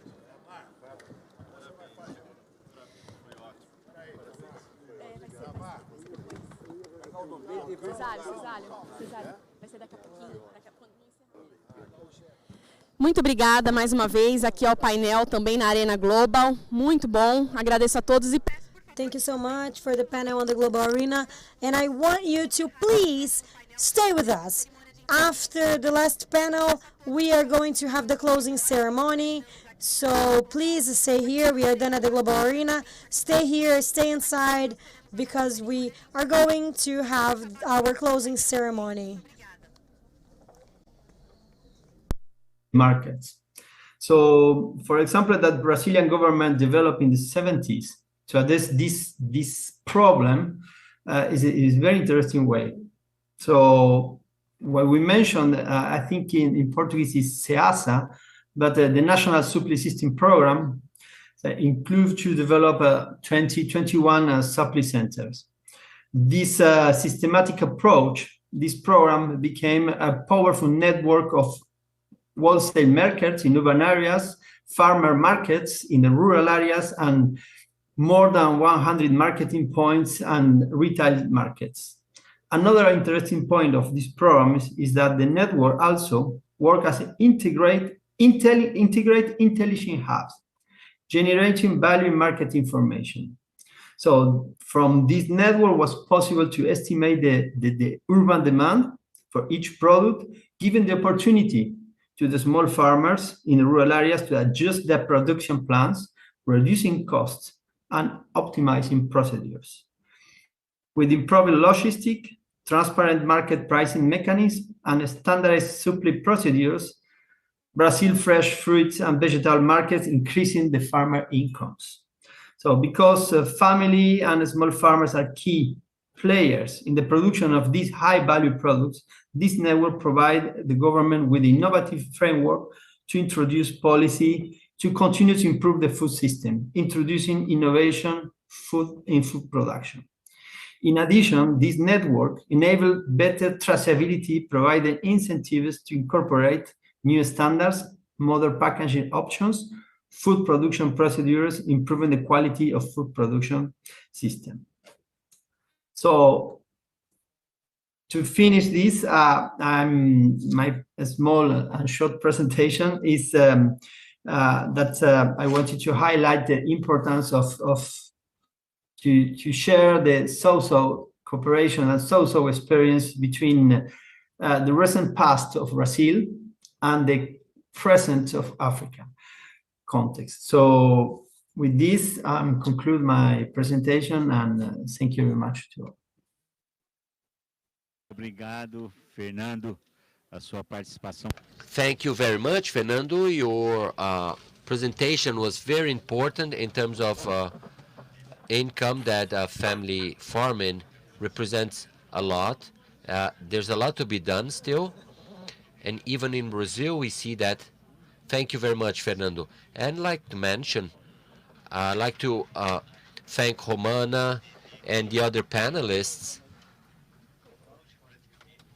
Today, some 90% of the Brazilian produce, when we talk about food safety and food stability and sustainability, of course, we must include family farming. It is very important. So I appreciate all of you for being here today, sharing your knowledge. Thank you very much. Clap, clap, clap, clap, clap.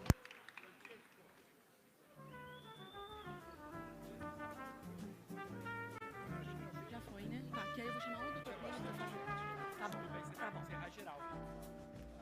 Pergunta só nesse microfone ou no outro. Muito bem, muito bem. Muito obrigada a todos. Estamos, então, encerrando na nossa arena os 4 painéis. Parabéns a todos os painelistas, a todos os moderadores que compartilharam conosco, né? Compartilharam tanto conteúdo.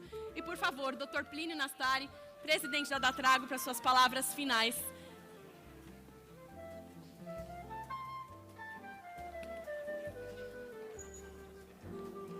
Por favor, o áudio do Dr. Plínio. Microfone. Som. Aqui, Dr. Plínio. Obrigada. É isso.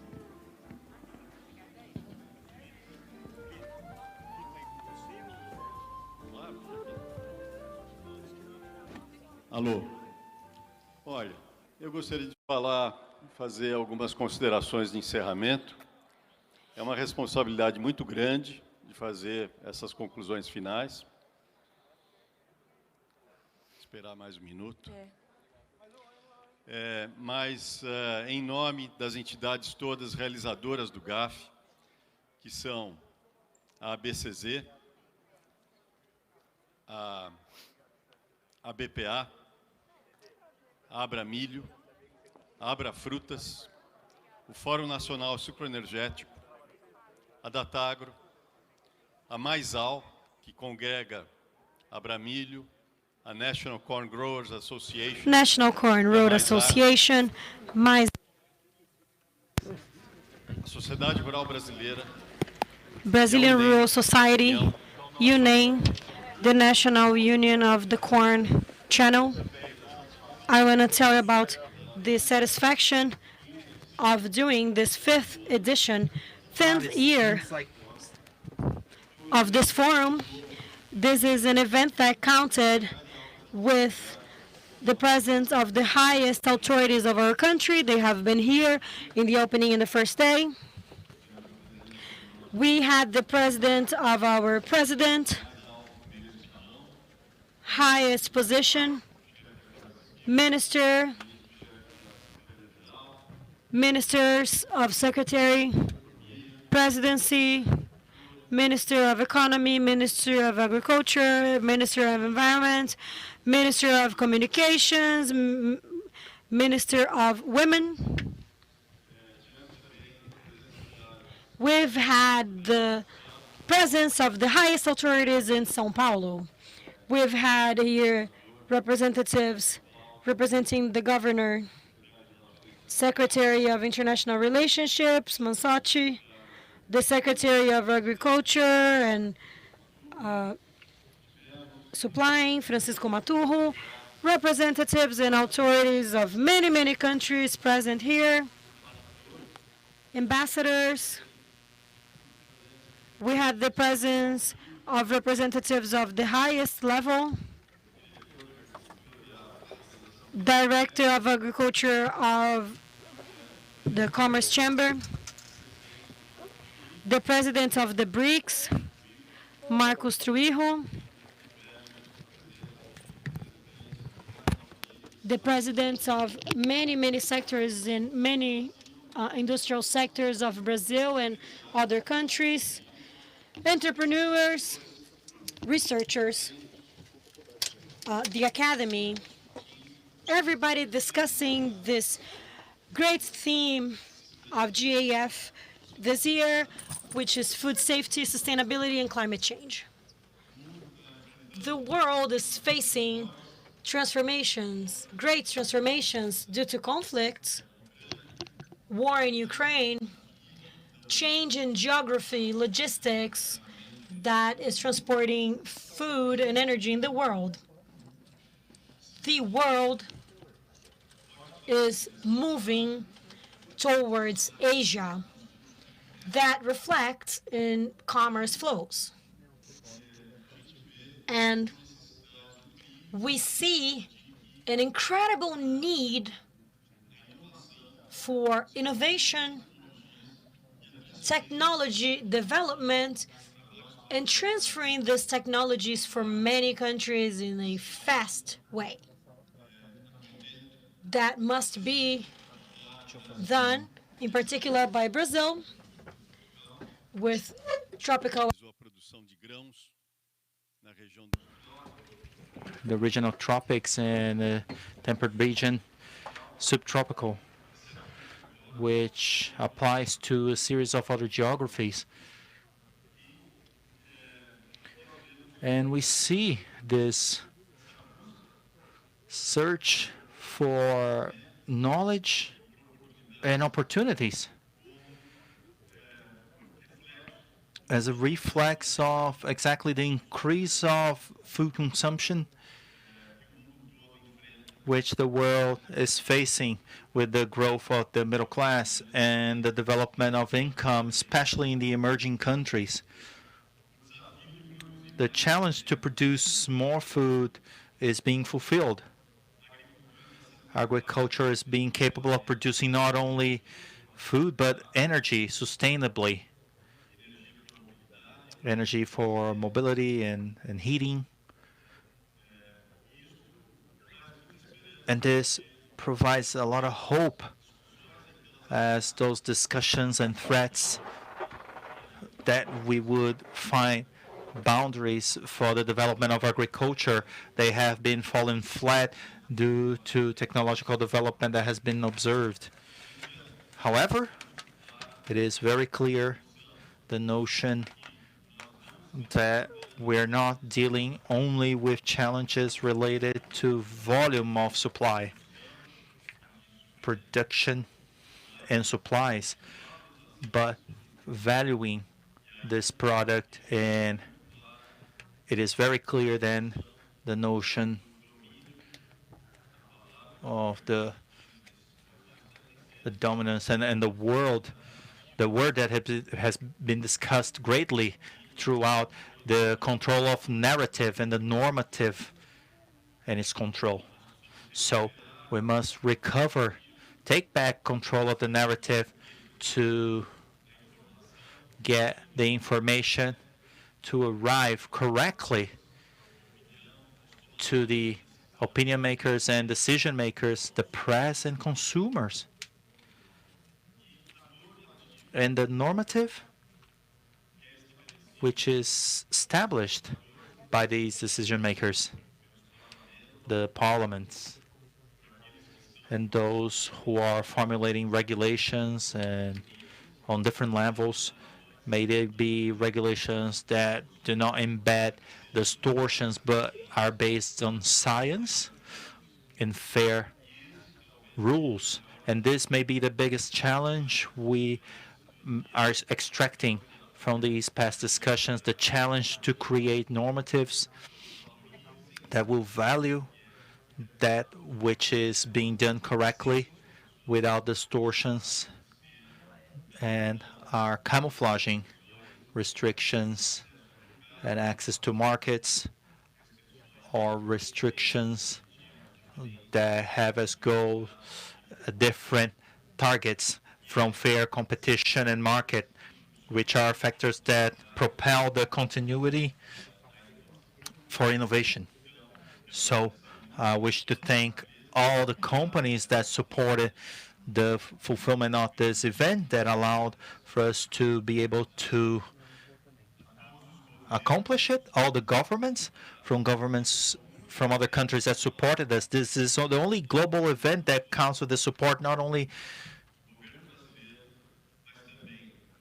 the Brazilian government, but the governments of over 30 countries, including the official support by the USDA and the European Commission, all organizations for international commodities, FAO, the support of the United Nations. This is the only event that does that. And GAF is consolidating itself even further as a great global event for discussion of such important themes related to food and energy that are the great contribution of agro to humanity. I wish to thank all the speakers that have been here sharing their intelligence and their experience, all the participants that have participated presentially, over 2,000 people, and all the participants that have taken part online through the different channels available on the internet, the media partners, and all sorts of media, printed, social, televised, that have been following us. And thank the GAFI Council, who have worked actively to get this contact to be elaborated in a more abundant and complete manner. I wish to thank Sergio for your contribution. Thank you so much, and all the members of the GAF board, and finally the whole staff for Data Agro who organized and the curatorship for this event. I wish to thank Luis Felipe Nastari, Guilherme Nastari, and Monique, and the whole staff who have been here, João Otávio, Monique, Erica, Rafaela, Claudia, both with Claudia Nastari as well as Claudia Monini, Hucci, obviously, and my wife, and all those who have contributed to the fruition of this event. Thank you so much. My many thanks. GAF is an event that takes place every 2 years, so we hope to be able to meet again in 2024. Maybe here in Brazil or any other geography of the world, given this is a global event. Thank you so much. Thank you to all the authorities who have been here, and for those of you who have followed us, I believe we managed to perform the biggest GAF ever. Thank you so much.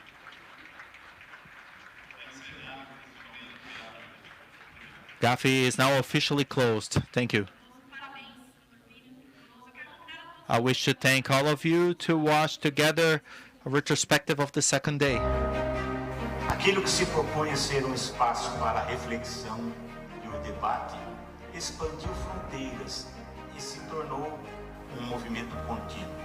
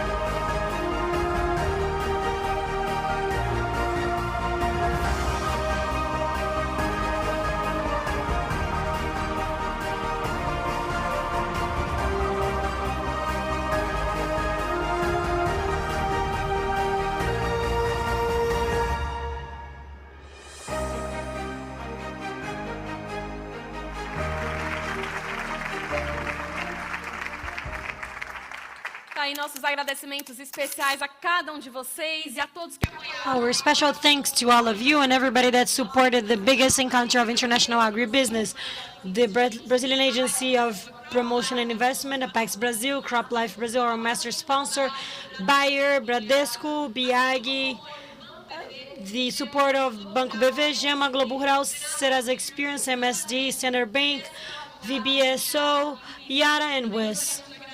Would also like to thank our collaborations, EY, FESP, Senar, and Carey, Ambev, Aurora, and Coop, Cochupé, Quantic, Coopert, and Lizzie Plain.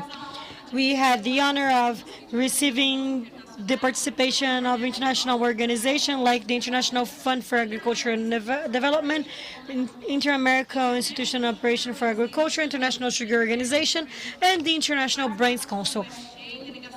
Participation of USDA, chambers, and productive arrangements representing different governments. Participation as well as media supporters, our official partners, AgroMais, Terra Viva, Band News TV, Rural Channel, Plant Project, and Agro Universe. The event was transmitted live online to more than 30 countries, thanks to the streaming platform in agribusiness, Districts 1. If you want to know more about this platform and get to know more the level of digital that your company is, just access the website www.strix.1, transforming agro in digitalization solutions. We would like to thank all of you. We're going to see each other in the next GAF. May you all have a great crop results in agribusiness. To everyone, I wish you success. Thank you.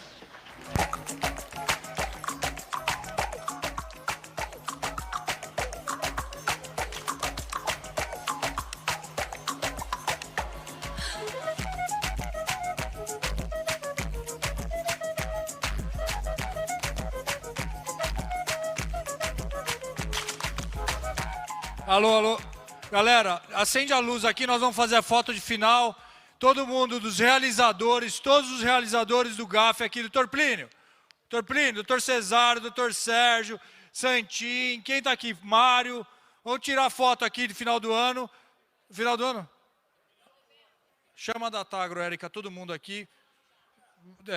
Organiza aqui os realizadores primeiro, abra frutas.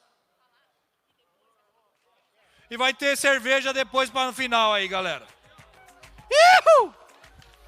Aqui é agro, doutor Cesário. Ihu! Fica aqui. Cadê o berrante? Peu, cadê o berrante? Peu, primeiro os realizadores. Peraí, vamos sair nós aqui da Datagro, deixa os realizadores. Vai, os realizadores aí. Paê, doutor Cesário, Santinho aqui. Cadê o Mário? Mário, por favor. Gui, quem mais está faltando? Doutor Sérgio está atrás de você, pai. Ô, Marcelo, sai daí. Cadê a Teca, hein? Teca já foi embora?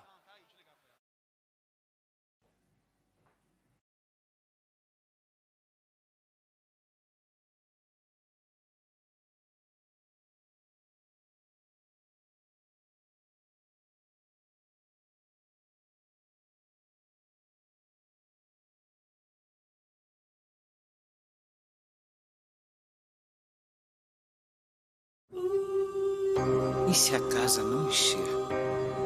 E se for melhor esperar mais? Se eu desse um tempo? Em momentos como este, podemos acreditar que não somos bons o suficiente. Mas ninguém é bom o tempo todo. É por isso que queremos ser bons quando você precisa. Com apoio do tamanho certo, na hora e do jeito que você quer. Porque entre nós, você vem primeiro. Somos o Banco BV. Temos uma trajetória de mais de 30 anos, que envolve solidez, inovação, pioneirismo e uma história de sucesso. Unimos maturidade digital de quem é precursor na revolução do mercado financeiro, com a expertise de empresas parceiras no segmento do agronegócio. Pioneiros em emissões de títulos agro e mercado de capitais, como CPR, CDCA e CRA. Temos um portfólio completo de produtos financeiros, que inclui mesa de derivativos e câmbio. Além disso, atuamos de forma integrada na cadeia de distribuição das agroindústrias. Com inteligência setorial, por meio de pessoas dedicadas, acompanhamos tendências de mercado e atuamos com protagonismo. Isso inclui a agenda ESG, que é parte importante da nossa meta de compromissos até 2030, por um futuro mais leve. Porque nós, do Banco BV, acreditamos no agronegócio sustentável que ajuda a mover o Brasil. Mais do que alimentos, o campo produz desenvolvimento, para quem está longe ou perto. É lá que tudo começa, onde se colhe a história e se planta o futuro. É o lugar em que a evolução vem da inovação, conectando a terra e a tecnologia a todos os lugares e a todas as pessoas. Crop Life Brasil, conectados pelo campo, juntos pelo futuro. Nós da Bayer temos o compromisso de contribuir para o amplo acesso à saúde e à alimentação. Aqui na divisão de Crop Science, somos uma equipe global responsável com foco em pesquisa e inovação. A sustentabilidade é o valor que nos guia. Como uma das líderes do setor, temos o dever e a responsabilidade de enfrentar questões climáticas para a proteção da biodiversidade. Inovação é outra prioridade. Oferecemos aos agricultores as melhores soluções a partir de uma combinação única de sementes e biotecnologias, proteção de cultivos e ferramentas digitais. É nossa missão também utilizar a tecnologia para unir e alavancar dados de nossos produtos e operações. Nossa paixão pela descoberta nos motiva a não desistir de buscar as respostas necessárias para termos um futuro melhor, com saúde para todos, fome para ninguém.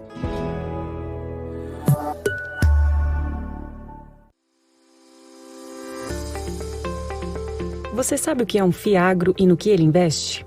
Os FIAGROS vieram para facilitar as empresas do agronegócio a acessar o mercado de capitais e assim aproximar ainda mais o setor dos investidores. Funciona assim. O fundo faz uma captação no mercado com diversos investidores que buscam investir no agronegócio. Após essa captação e com o dinheiro em mãos, o fundo, com a sua equipe de gestores especializados, faz empréstimos para as empresas inseridas na cadeia do agronegócio. Quando as empresas fazem os pagamentos dos empréstimos, o fundo fica apenas com a taxa de administração.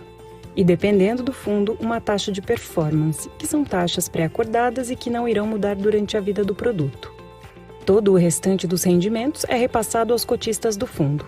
Além disso, os fiagros podem oferecer diversos outros benefícios para os investidores, como a distribuição de rendimentos isentos de imposto de renda para pessoas físicas, investimento inicial baixo, diversificação setorial e regional dos investimentos, seleção e gestão de operações por um time experiente e focado no setor, diversificação na sua carteira de investimentos com alocação em um setor tão importante para o Brasil, e as cotas, em geral, são listadas na bolsa, proporcionando liquidez diária aos investidores.